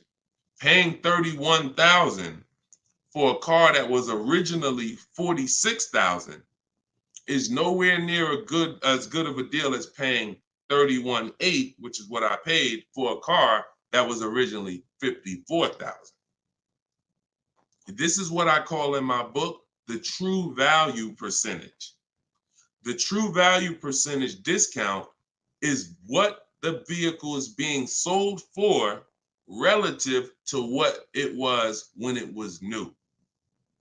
So picture this, if the vehicles that I was looking at would have only had the true value percentage discount on them, it would have made it even easier for me to choose, because the one I picked would have said 42% off the brand new price. The ones that I didn't pick would have said 38% off the brand new price, 36% off the brand new price, 32% off the brand new price. So when I look, true value percentage is literally that. And that is something we created. See, a lot of what we teach, we didn't learn it, we created it. So you are getting things that, why can't I find what Deshone teaches in other places? Because God had me create it. So you're not going to find it from other people. You're not going to find the 8-year rule for leasing versus buying or other people. You're not going to find the 1.5% rule for bad lease deals with other people. You're not going to hear them talking about this true value percentage discount when we're looking at used cars, because we created all of this stuff to regulate the industry for people who will use it. So if you guys want everything I teach in one spot, you can go to my TikTok bio. As long as you get there before the 30-minute timer goes down, you can get your copy of Cars from Home, my digital book, for 75% off. Go there. You won't even leave the broadcast. Get your 75% off. It'll be in a few minutes, and you can use this stuff for the rest of your life. Same thing with Instagram bio. And if you're on Facebook or YouTube, we have a comment in the comment section for you guys to get your book there, and you can use it. And if you're on a TV watching us, then you can just scan this QR code with your phone, and you can get your 75% off. $97 is still a great price, even if you missed it and suffer. Get your book full price. If you missed the countdown, that's fine. But the money that you're going to save is going to be dramatically multiplied versus what you spend on this book. Okay, Dolan, shoot the next question in, y'all. We are live. This is our Thursday, May 9th show, 12 p.m. So whenever you don't see the banner above me, that means we're actually live, and you guys can type your questions, and we'll try to bring them onto the show. Helena, what do you consider a good interest rate? Well, this is a relative question. It's the same question you're asking when you say, what do you consider a good discount off a car? How much should I pay for this car? We only pay when someone wins the bid. So we teach something called the bank bidding war, which I also created.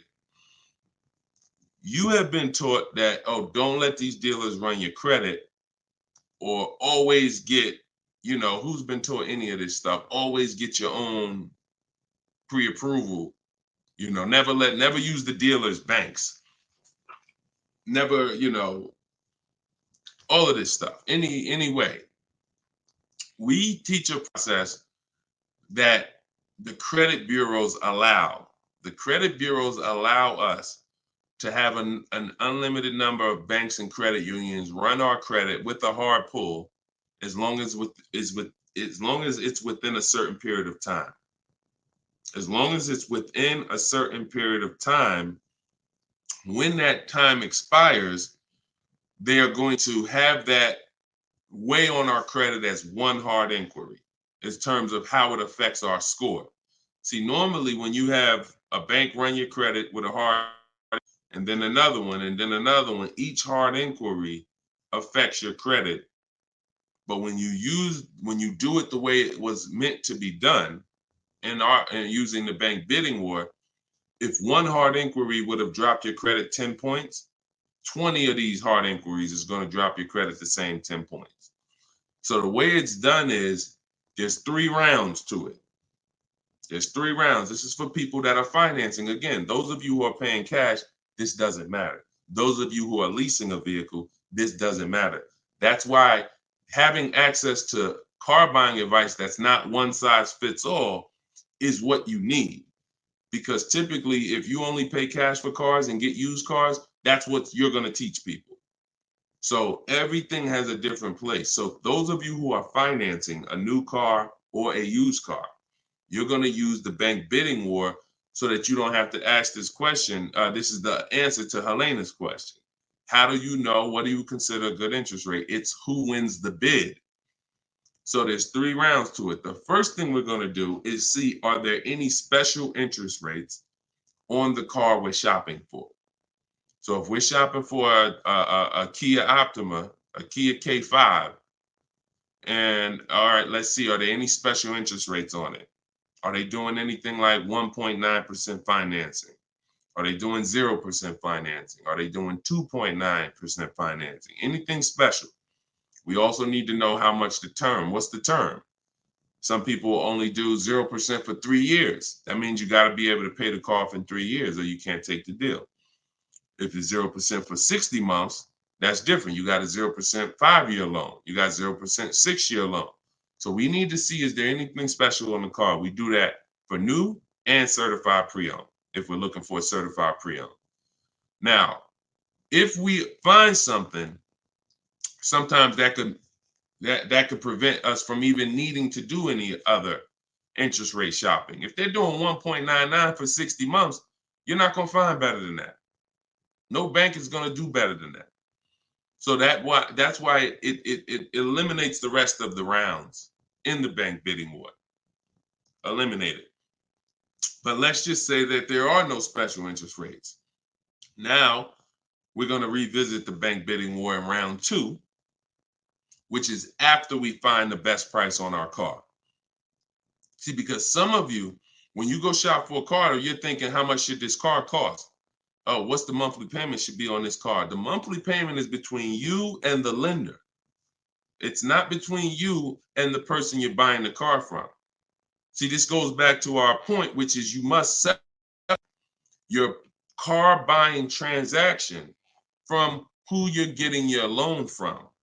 The process of shopping for the best price on your car is different, or should be different. If you listen to me, it will be different than the process of you getting the best price on your loan. The best price on my loan is a different process than getting the best price on the car I'm buying.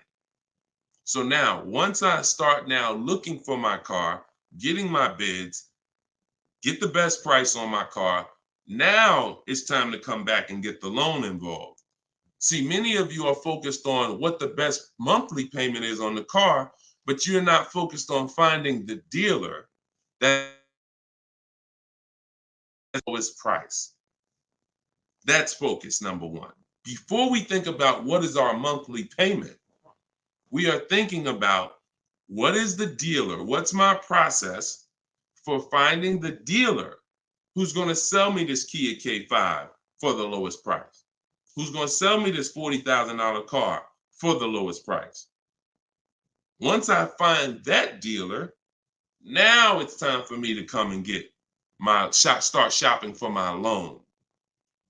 See, and the reason why this works so well is because there's a process to it. We're not winging this. The reason why any fighter who goes into a fight and they're winging it, they are in a position of struggle. We don't wing it. That's why when you see my 7-step process in my book, it's 7 steps. In Matt's Academy, my car buying school, it's 7 steps. Whether it's video, whether it's the book, it does not matter. It's 7 steps because the process does not change. A process should not change based on whether you want a new car, used car, a lease, a luxury car, an exotic car. It shouldn't change. So once you find the best price on the item, now you're coming home and you are going to now contact online banks, your bank, your credit union, and you're going to get all their offers.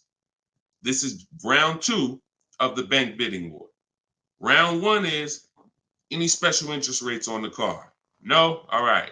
Then we go find the best offer on our car. Now we're going to start round 2, which is our bank, our credit union, online lenders, all submitting bids for our rate.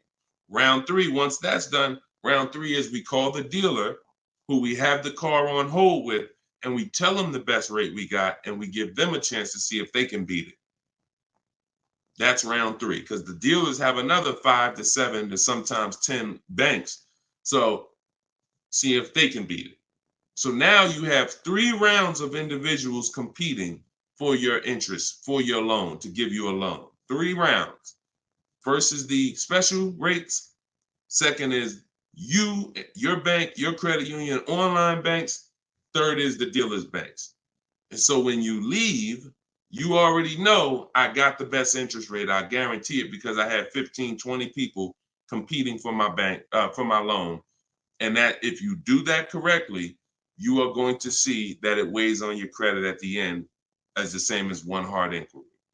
That is what the bank bidding war. When you get my book, I email you a copy of the bank bidding war with it because I haven't merged the bank bidding war into my book yet. That's an update. Yes, that's an update. So all of you who had the book prior, when I update the book, you get the new book. You get the new book. That's another reason why having a digital book is the best way to do this. Because when things change in this game, when websites change, people go out of business, I update the book so that things can stay fresh. That's a beautiful thing about having a digital book. So the banner is on the screen. You guys can go to deshonesbook.com on Facebook or YouTube. You can scan the QR code with your phone because everyone can get your copy for 75% off. You won't pay the normal $97 as long as you get to either my TikTok bio or my Instagram bio before the 30 minutes is up. Okay, that's a great question, though. And what we're doing is we're going a little deeper. I've had tons of shows. We've done tons of streams where I was doing these rapid fire answers. This is episode 17. So what you're going, or 18. So what you're going to see is we're going a little deeper on certain topics as we're led to. So go ahead, Dolan. Next question. 5 though. No, I'm not streaming on Twitch, Matt. Only on Facebook, YouTube, Instagram, and TikTok.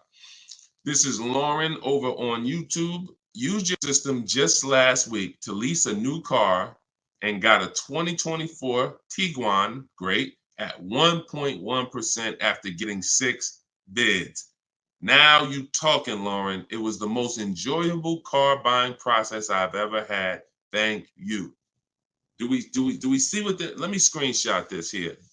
This is what we're talking about, Lauren. This is what I am talking about. See, Lauren didn't know me. See, here's how different information changes things. Lauren was just like y'all about a month ago. She didn't have my book because we didn't even release the book. She was just like y'all. She might have didn't even know me. But what? She's an action taker. She got on the stream. She said, look, I like what this guy's talking about. This book is $24. What's the worst I could lose? There got to be something in that book where I could at least make my $25 back. Or even if I paid $97, got to be some tip. One tip in here got to be able to make me at least $100 back. She later finds out she's going to get thousands of dollars in discounts, get a 1.1% lease. Well, what that means is if the car is $40,000, her payment is like $420 on a $40,000 car that people are paying $800 a month for, $700 a month. Her lease is 1.1% of the MSRP. So because she's an action taker, she went forward, she got the book, she used the scripts, she said, I'm done with the old process. I'm willing to unlearn my old way of shopping, and I'm going to relearn this new way to shop. That's why, you understand? That's why it's all about unlearning and relearning. You understand? And she's able to reap the rewards of not just saving the money, but receiving empowerment. Because this is the only way to car shop empowered.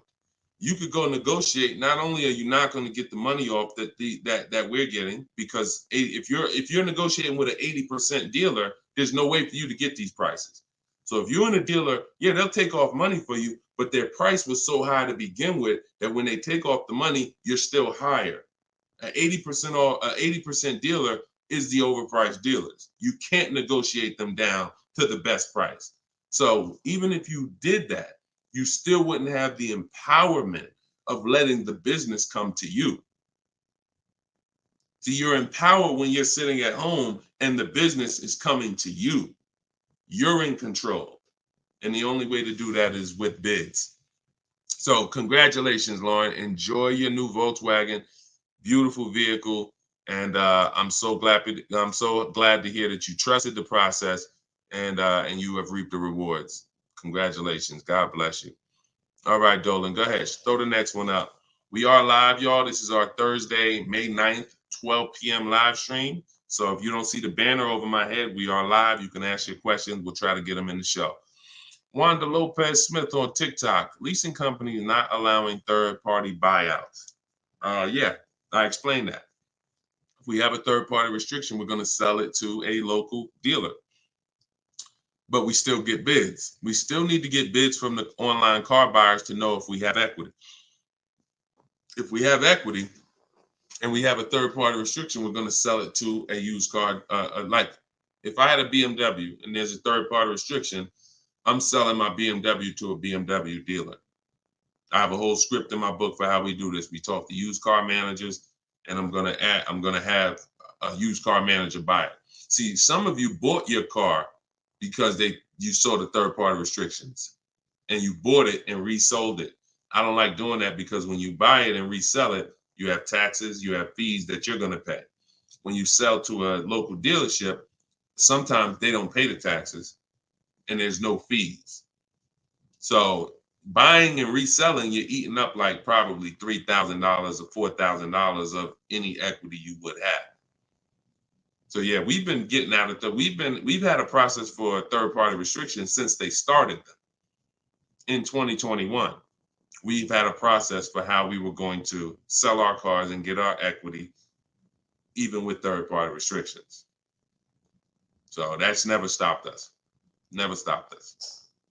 Good, great question. People like the live view have no clue how valuable his information is. Appreciate you, Belle. Thank you so much. Only people that know how valuable the information is people who use it.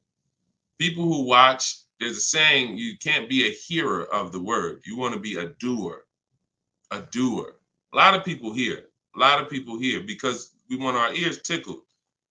But it's the doing that leads to the savings. And in our case, what we're asking you to do is easy.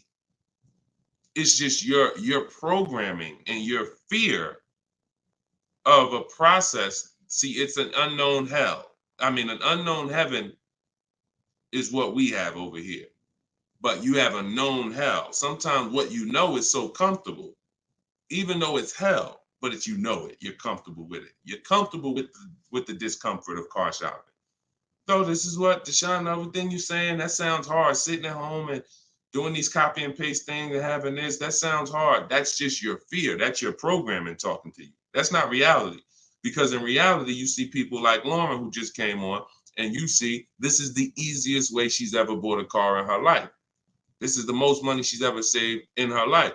Look, you got people like, look, Matt, happy to share. I've officially graduated. Huge thank you to Deshone, building such a great system, answering all my questions along the way. Lease details. You got a $56,000 Hyundai Palisade calligraphy, 1.28% lease. Highest quote was $1,167 a month. He got his for $719. The highest quote he got from an 80% dealer was $1,167 a month. He got his for $719. Sitting at home, getting bids. So for those of you who want to know, like, I do have a car buying school. It's called Maps Academy. You want to know more about it? We have a comment in there. You can attend my free masterclass. I don't let anybody in my school who has not gone to my masterclass everything you're doing raw and buying, selling, and leasing cars. So there's a comment in there for the comment section, and we have a link in my bio for you as well, who, if you think, you know what, I want to see about his online buying school. I don't care, because the system that Matt says, Deshone, thank you, Deshone, for building such a great system. The system is the same. So, but you have to be an action taker. And because the system is simple, and it's in video form, and it's in book form, and it's in my free live video, my free streams, you just get it where you could get it. But there's no excuse for sitting at home car shopping the old way anymore when this information is available and it exists and it's 3 years old. This isn't new. We have hundreds of people. You're not oh, let me take a chance and see if this will work. That ship has sailed long time ago. Long time ago, that ship has sailed. But the action takers are going to win, not just the hearers. People listen, oh yeah, this sounds good. Of course it sounds good. But you won't reap the results until you become an action taker on the information. Okay, so those of you who want the book, it's in my TikTok bio, it's in my Instagram bio. You'll have access to these strategies for the rest of your life. All right, Dolan, shoot the next question up. We got some great questions coming in today. This is our Thursday, May 9th live show. So we are live right now. It's our 12 p.m. stream. Melanie from TikTok, what do you recommend for a young adult that is first-time car buyer that has no credit? I would recommend you save up. You get something that we call a smart car. That's not one of those little cars that you heard. It stands for saving money at the right time. I got a car that's my point A to point B car because I work from home. I got a car that was literally $4,000. I got it from a grandfather over in South Orange. He was 98 years old, and he still drove until he couldn't drive anymore. Car had 72,000 miles on it, and I got it for $3,750. Literally, it was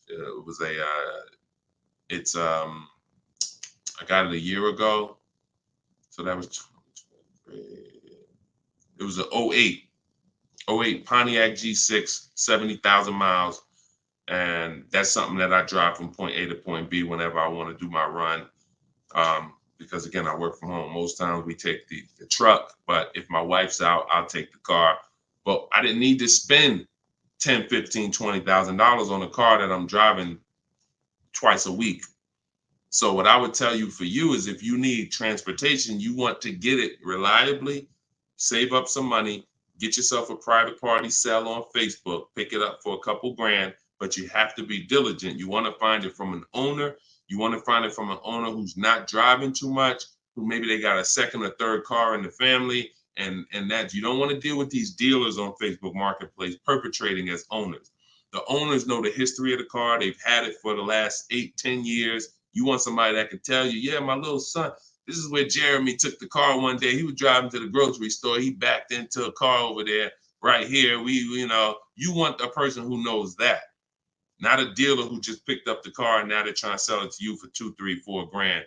So that's what I would be doing. I would be getting me a very reliable, inexpensive car that I can actually get to work with, make more money. And then once I make money, I will be choosing whether I'm buying or leasing based on if I'm going to keep the car for 8 more years. Whenever you get into spending real money on cars, over 12, 15 grand, this is when you start wanting to ask yourself, am I going to keep this car 8 years or not? Because once you get these cars and build up your credit, Melanie, another thing you should be doing is getting a credit card, not using it, pay it off every month, spend 20 bucks on it, pay it off so you can get your credit up to a 700 score. You could be at a 700 score lightning fast before the next 12 months. So now what you want is you want a car to drive, get you to where you're going, but then you want to be building your credit now. So now when you're like, okay, I got a job, I'm making money, I want to get me a different car. Am I going to buy it or lease it? And if you're not keeping it 8 years, you want to go for the lease so that you could drive a brand new car for pennies on the dollar, as long as you keep following what we're teaching and getting great lease deals. But if you're keeping the car for 8 or more years, then you would go and you would buy a car, not lease it. But in order to do that, you want to set yourself up and get yourself up to a 700 credit score. So you should follow somebody like Shonda Martin. She's on all the platforms. Shonda Martin, this young lady is a guru when it comes to credit. She does a lot of live streams, a lot of Q&As, just like me. But yeah, you got a great path. But don't go out there and do what a lot of people do and finance a car, no credit, your first car, you're going to go buy it. Now you're getting a $20,000 car. You're going to probably pay, $500 a month for it. And now that car is going to be a long-term thing because it's just too expensive. And you just don't follow the traditional route is what I would tell you. All right. I'm glad. It's my daughter. She has a full-time job and now searching for a car. Okay. Perfect, Melanie. I think that's a great plan. Because the thing about that car that you're going to get for Facebook Marketplace is whenever she decides that she's ready to finance or lease a car, she can sell that car and get all her money back. If she finds a great car on Facebook Marketplace for $4,000, $5,000, you guys can sell that car and get the whole $4,000 or $5,000 back. You'll get 80-90% of it back. And I like to get whenever it's going to be a short-term thing, I don't want a car where it's going to be a burden to me later. We want to get a car that does the job now. I know with this Pontiac, whenever I choose to sell it, because I'm actually going to get a car. I've been waiting to get a vehicle that I want for a number of years. And when I do go get that, I'll sell this one, but I'll get everything back that I spent on that car. I'll get it back. So it's just strategic. It's a great way to move when you know these cars are not costing you money. You're breaking even on them, and it's just great. So that's what I would say, Melanie. That's what I would do for my own daughter. Okay, go ahead, Dolan. Shoot the next one up. We are live, y'all. We're going to try to get to as many as we can in the show. Type your questions. This is our Thursday, May 9th show, our 12 p.m. broadcast. So, Sir Francis on YouTube. What's the best source for an accurate valuation to determine if purchasing a used car is a good idea? I don't go by that. The only way purchasing a used car is a good idea for me is if we're keeping it at least 8 years. That's it. If you're not keeping it at least 8, are you keeping the vehicle at least 8 years?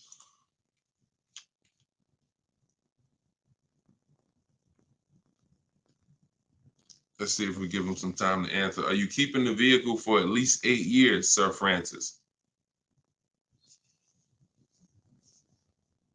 See, if we're not keeping the vehicle at least 8 years, there's no point in buying it, because the money that you would spend to lease, you can't put a price tag. You can't compare it. The reason I have to show you all these lease deals is to see you cannot compare great lease deals to purchase deals. You can't. Look at this. Look at Jared.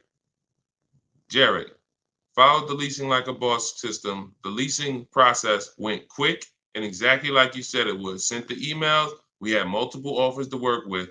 Trusted the process. Used the scripts. Got the lowest offer from $565 a month down to $520 with a counter offer. Look. That's probably a $40,000 vehicle. I don't have it up in front of me because I cut the rest of his post off. But look, 1.28, $56,000 vehicle. Even if you were buying a used version of this. So let's just I want to show you this. Let's just say instead of leasing like Matt did here, he got a $56,000 vehicle for $719 a month. We already know with $1,000 every, with $100 a month on every $5,000, this $56,000 vehicle is about $1,100 a month. Every 5,000 bucks is a hundred bucks a month on a 5-year finance. So $56,000 vehicle, we're looking at literally $1,100 a month, $1,100 a month payment. Let's just say though he bought this car used. He didn't understand leasing. He found a used one. So instead of 56, let's say he gets one for, you know, let's call it instead of 56, he gets 26 grand off. Let's say he gets it for, hold on, let me do percentages. I don't know why I can't do math right now in my head. Let's say he gets it for 38. Let's use something that's really conservative and good. He gets it for 38. So a $56,000 Hyundai Palisade, he finds an incredible deal on a pre-owned one. He gets it for 38. Once his taxes go in, he's at 40. What's his monthly payment, y'all? If every $5,000 is $100 a month, what's his monthly payment for 40? See, it's all about no money down. If you notice, every time we're comparing numbers, we're not putting any money into the deals. See, when you're not putting any money into the deals, you can easily compare the deals. That's why all we do is shop with no money down, because it's easy to compare the deals. In my book is No Money Down Mastery. You're going to find every strategy I teach you doesn't involve money. It doesn't involve money, because when you want to put money down, that's different. But money down should be after you have assessed the deal already. So, those of you who want your copy of Cars from Home, 7 Steps to Saving Time, Money, and Avoiding Dealers, go to my TikTok bio now, get your copy for 75% off. Go to my Instagram bio, get your copy. But look at this. I'm asking y'all, what's his payment? Let's see if we got anybody that chimed in. If he didn't get this brand new one, if he didn't get this brand new Hyundai truck, he got a used one. So instead of 56,000, he got his for 38. Great price. He found one for 38,000, low miles. Now taxes are in, and he's financing 40,000. What's his monthly payment?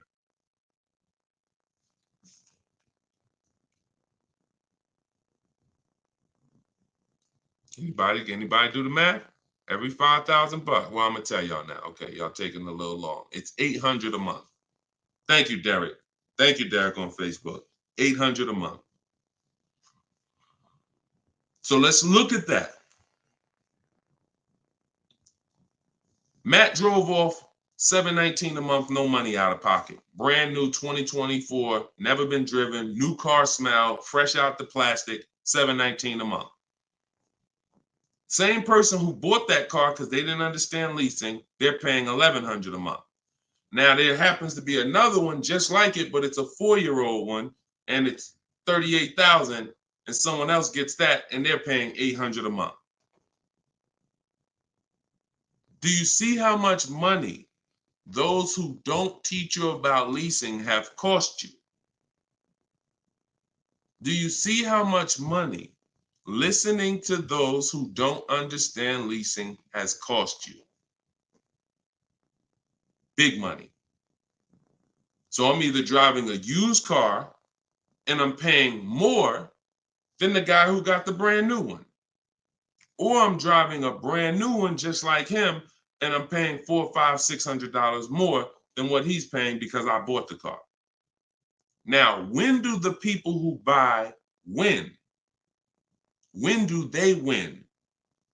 8 years down the road. 8 years down the road.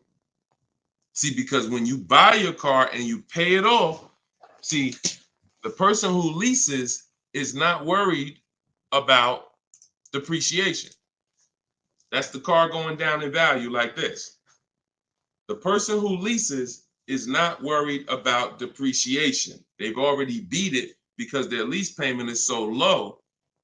Their lease payment is so low, they're paying less than what the car's normal depreciation would be. So they beat it with a great lease deal. Now, the people who own the car they're not going to beat it because they own it. So any depreciation is coming against their actual car. If they could have sold the car today for 30, next year it's only worth 25, they lost $5,000.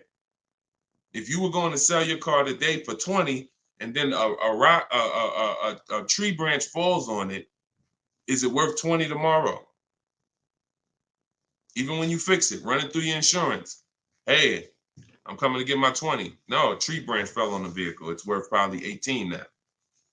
This is depreciation. So the only way you're going to avoid that is through long-term ownership, because eventually, like I talked about earlier in the stream, you get to the point where your car is only losing a little bit of value each year. Only to this year it's worth 10, next year it's worth 95. In another year it's worth 9,000. That doesn't happen until you have kept the car 9, 10, 11 years. So if you're not keeping your cars that long, you're losing thousands of dollars not leasing, as I just illustrated with those 3 examples. Okay? So this doesn't change. I don't care whether it's Lamborghinis. I don't care whether it's Rolls Royces. The principles do not change. Derek on Facebook. If a manufacturer is offering a very low IR through their direct financing for well-qualified buyers, is there something I should look for on my credit report to know whether I should apply and let them run my credit versus using the pre-qualified offer I have from my credit union? Yeah, most people are going to qualify for the special rates. If you have fair credit, good credit, most people are going to qualify for the special rates because it's not super tier. Super tier is like A1 or A9 in the business world. That's super tier. Most of them are tier 1. So a tier 1 approval is really going to be if you have, 680 credit score and above. If you've had a car loan in the past that you paid well, you should be able to qualify for those special interest rates. Those are not super hard to qualify for. And if it's something under 2.9, you're typically not going to see that coming from a credit union or a bank, not in this market. Not in this market. So yeah, it's a good question though. But that's round 1 in the bank bidding war. So it's important for you guys to know that whenever you see a special interest rate offer, in many cases, it's not hard to qualify for. You don't need perfect credit. 680, 700 and above, you should be fine. All right. So, all right. Let's go, John Tez on YouTube. I'm interested in getting a 23 Charger Scat Pack, trading a 2022 Camry. This is a disaster. This is a disaster. Dealer wants 56 for the car, but it's been on the lot for 220 days. What do you think I could get them to lower it to? Well, I'm going to just tell you honestly, why are you trading in a 2022 vehicle? First of all, if you paid cash for that car, you wouldn't be trading it in, because once you see what it's worth and what you're getting in 2 years, you've had the car for less than 2 years. See, there's something, here's what we're not getting. The reason why I hold this up is for y'all to see that you cannot trade in cars this fast and have it be, and have it. And I want y'all to know we are 100% live right now. We are 100% live right now. You're not watching a replay. This is a live show. So we're going to dialogue on this for a quick second. You should not, if I show this so y'all can understand, the value of your car is dropping like this the first year, 2 years, 3 years. You think that you could buy a car here for $35,000, turn around, trade it a year later, and it's only worth now $27,000, and you're just going to flip and take that $7,000 loss in depreciation. You are going to absolutely lose your shirt. And the only way that you actually don't realize how much you're losing is because they hide it in your monthly payment, because you're a payment shopper. Just get me to this payment. I don't care about the numbers and all of that. I don't care about how much money I'm losing on each car. Just work my monthly payment to something that I could afford. And that is financial disaster. because there is no way, if you were coming and you were writing a check for this, if you came in and you bought that 2022 Camry and they said, okay, it's going to be 35 grand, you know, whatever, and you wrote a check for it, and then you came back a year later and you said, all right, well, what y'all going to give me for my 22 Camry? And they said, all right, well, we can only give you 25 for it. And you said, wait, I just paid 35 for it last year. You ain't giving me no 25 for it. You would never take that. But payment buyers take those deals all the time, because what they do is they give you the same 25, but when they finance it and stretch the loan out, they're like, see, and your new monthly payment is only $50 more than your old car. And you like, man, this sounds like a good deal. It's a horrible deal. It's not even a deal. It's a horrible offer, but you're not trained to see it. So whenever I see somebody who's switching from cars that are less than 2 years old to a brand new car, you're not talking about leasing it. So you're still in the mindset of, oh, I could buy cars, switch them, buy cars, switch them, buy cars, switch them. You absolutely are losing thousands of dollars on every single car you buy. So if I wanted to do what you were doing, replace my 2022 Camry with a Charger Scat Pack, and first you're buying another pre-owned one too. You're buying another pre-owned one. So you're asking, all right, I want to replace this 2-year-old pre-owned car that I got, and then I want to buy another pre-owned car and replace that one. But you're not looking at the fact that the 1-year-old Scat Pack you're trying to find is so rare. When you find it, you're most likely going to overpay for it, because who has 1-year-old Scat Packs? Who has 1-year-old Dodge Charger Scat Packs? How would that vehicle even end up on a dealer's lot? You only get the cars on dealers' lots one of two ways. The dealer has to buy them from auction, or buy them from one of their customers, or at the end of a lease, the person returns the car. So people are not usually trading in a 1-year-old car. So if it has been on the dealer's lot, maybe it's because it's a leftover model. And if it's a leftover model, you don't have anything to compare it to see how much you should be saving. So what I would be doing is, before I buy a 1-year-old Scat Pack, I would see what's the market on a brand new one. This is so important. This is so important, because this is financial intelligence. Look at this. If I would have walked in, this is Sean. Sean got an F-150 Lightning $73,000 vehicle. He ended up saving $20,000 on the vehicle. Brand new one. Same thing with Kimberly. She got a Maserati. You can see here, what does it say? Total savings, $20,700. 2023 Maserati Greco. $86,000 vehicle. They took off $20,700. That's the new one. So what happens if she would have bought a used one, 1 year old, and she saved 20 grand? She might have thought that was a great deal. Man, I got a 1-year-old Maserati. They took off 20 grand from me. Not if she didn't know that on a brand new one, she could have got 20 grand off. So whenever you're buying a car that new, you need to know what the brand new market is to know, all right, if I can save 10 grand off a brand new one, then how much should I save off the 1-year-old? I should save a lot more than that. See, and you have a lot of things that you moving in a way that I would tell you need a system, because it's hard for me to explain to you everything you are doing and a way you're approaching this, how you're going to overpay by thousands and thousands of dollars. You haven't talked about leasing versus buying. You're not talking about shopping for cars in a way where you can actually see multiple offers. You're talking about buying a 1-year-old pre-owned car without looking at what the market is. How do I know a good deal on a 1-year-old one? There's not enough vehicles out there for you to know a good deal on a 1-year-old, which means the only way I'm going to know a good deal on a 1-year-old one is I need to know what a good deal is on a new one. And if a good deal on a new one saves me 15 grand, then that means on a 1-year-old one, I need to save like 20 to 25. There's not enough vehicles for you to do that. So you should really be looking at following a system, learning about leasing versus buying. Are you keeping the next car 8 years or not? If you're not keeping the next car 8 years, you shouldn't be buying, you should be leasing.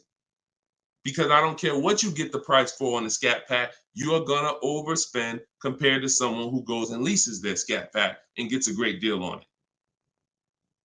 So we got to slow down and look. Most times we're approaching car buying like grocery shopping. We're trying to get our car deal done the same time as a grocery shopping visit. 2 hours, 3 hours. We're at the grocery store more than we're planning our car purchase. And the only way you're going to save money is to take your car buying process seriously. If it's just like, nah, Deshone, it ain't that big of a deal, then go ahead and go give them 15, 20 grand. But I tell you what, somebody like me, somebody who's listening to me, who get in the same car that you're getting, and they say, man, so funny, Deshone, I'm in the same position as that person is in. I got a Camry too, and I want to replace it too with a Scat Pack. But I'm gonna use your strategies. I'm gonna assess my old car, get bids for it. I'm going to determine leasing versus buying, and then I'm gonna shop for my car. That person will save 5 to 10 grand more than you, minimum. I'll put any amount of money on it. So slow down and answer this question first. How many years are you keeping the next car? If the answer is not 8, don't think about buying it. My goal is to shop for my most aggressive lease on my next car. If I'm buying it and I'm keeping it over 8 years, then I'm buying it. I'm not buying a car that I'm not keeping more than 8 years. Not no Scat Pack, not no Dodge Challenger, not no Toyota Camry, nothing. If I'm not keeping it 8 years, I'm not buying the car. Lease deals are too great. It's pennies on the dollar when I learn to get them. So everything I'm teaching y'all is out of my new book, Cars from Home. It's a digital book. It's called 7 Steps to Saving Time, Money, and Avoiding Dealerships. You can get your copy for 75% off in my TikTok bio. The price of the book is $97. That is the price. But you can get it for $24 if you get to my TikTok bio before the 30-minute timer expires. If you get to my Instagram bio before the 30-minute timer expires. We have a link in the comment section on YouTube and Facebook. You can go to deshonsbook.com, or you can scan this QR code with your phone and you can get your copy 5% off. So use it. Make sure you send me your success stories. Continue to send me your success stories so we can bring them onto the show. That is a step-by-step system. There's nothing left to chance. You cannot leave anything to chance when it comes to car buying. Everything that we teach is for a reason. So let's continue to move. You know, we will be back soon for another stream. And catch us later. We're usually live 7 and 12 p.m. So if you're around at 7 p.m., just again, if you don't see the banner above us, that means we're actually live. So jump on and we'll get to it. Everybody else who got your book, enjoy. For those of you who want to attend my free masterclass, Everything You're Doing Wrong, Buying, Selling, and Leasing Cars, you can also go to the comments or to my TikTok and Instagram bio. But you're going to need about an hour. And that's a straight hour of me in my board. And we have a comment for you right here in the Facebook and in the YouTube section. That's me showing you scenarios, going over 23 mistakes that most of you are making that you need to stop making if you're truly going to get below market deals. Okay, so other than that, y'all, get the information. I don't care how you get it. Get in where you fit in. Use it. Keep unlearning. And let's keep saving this money. All right, God bless y'all. See y'all on the next one.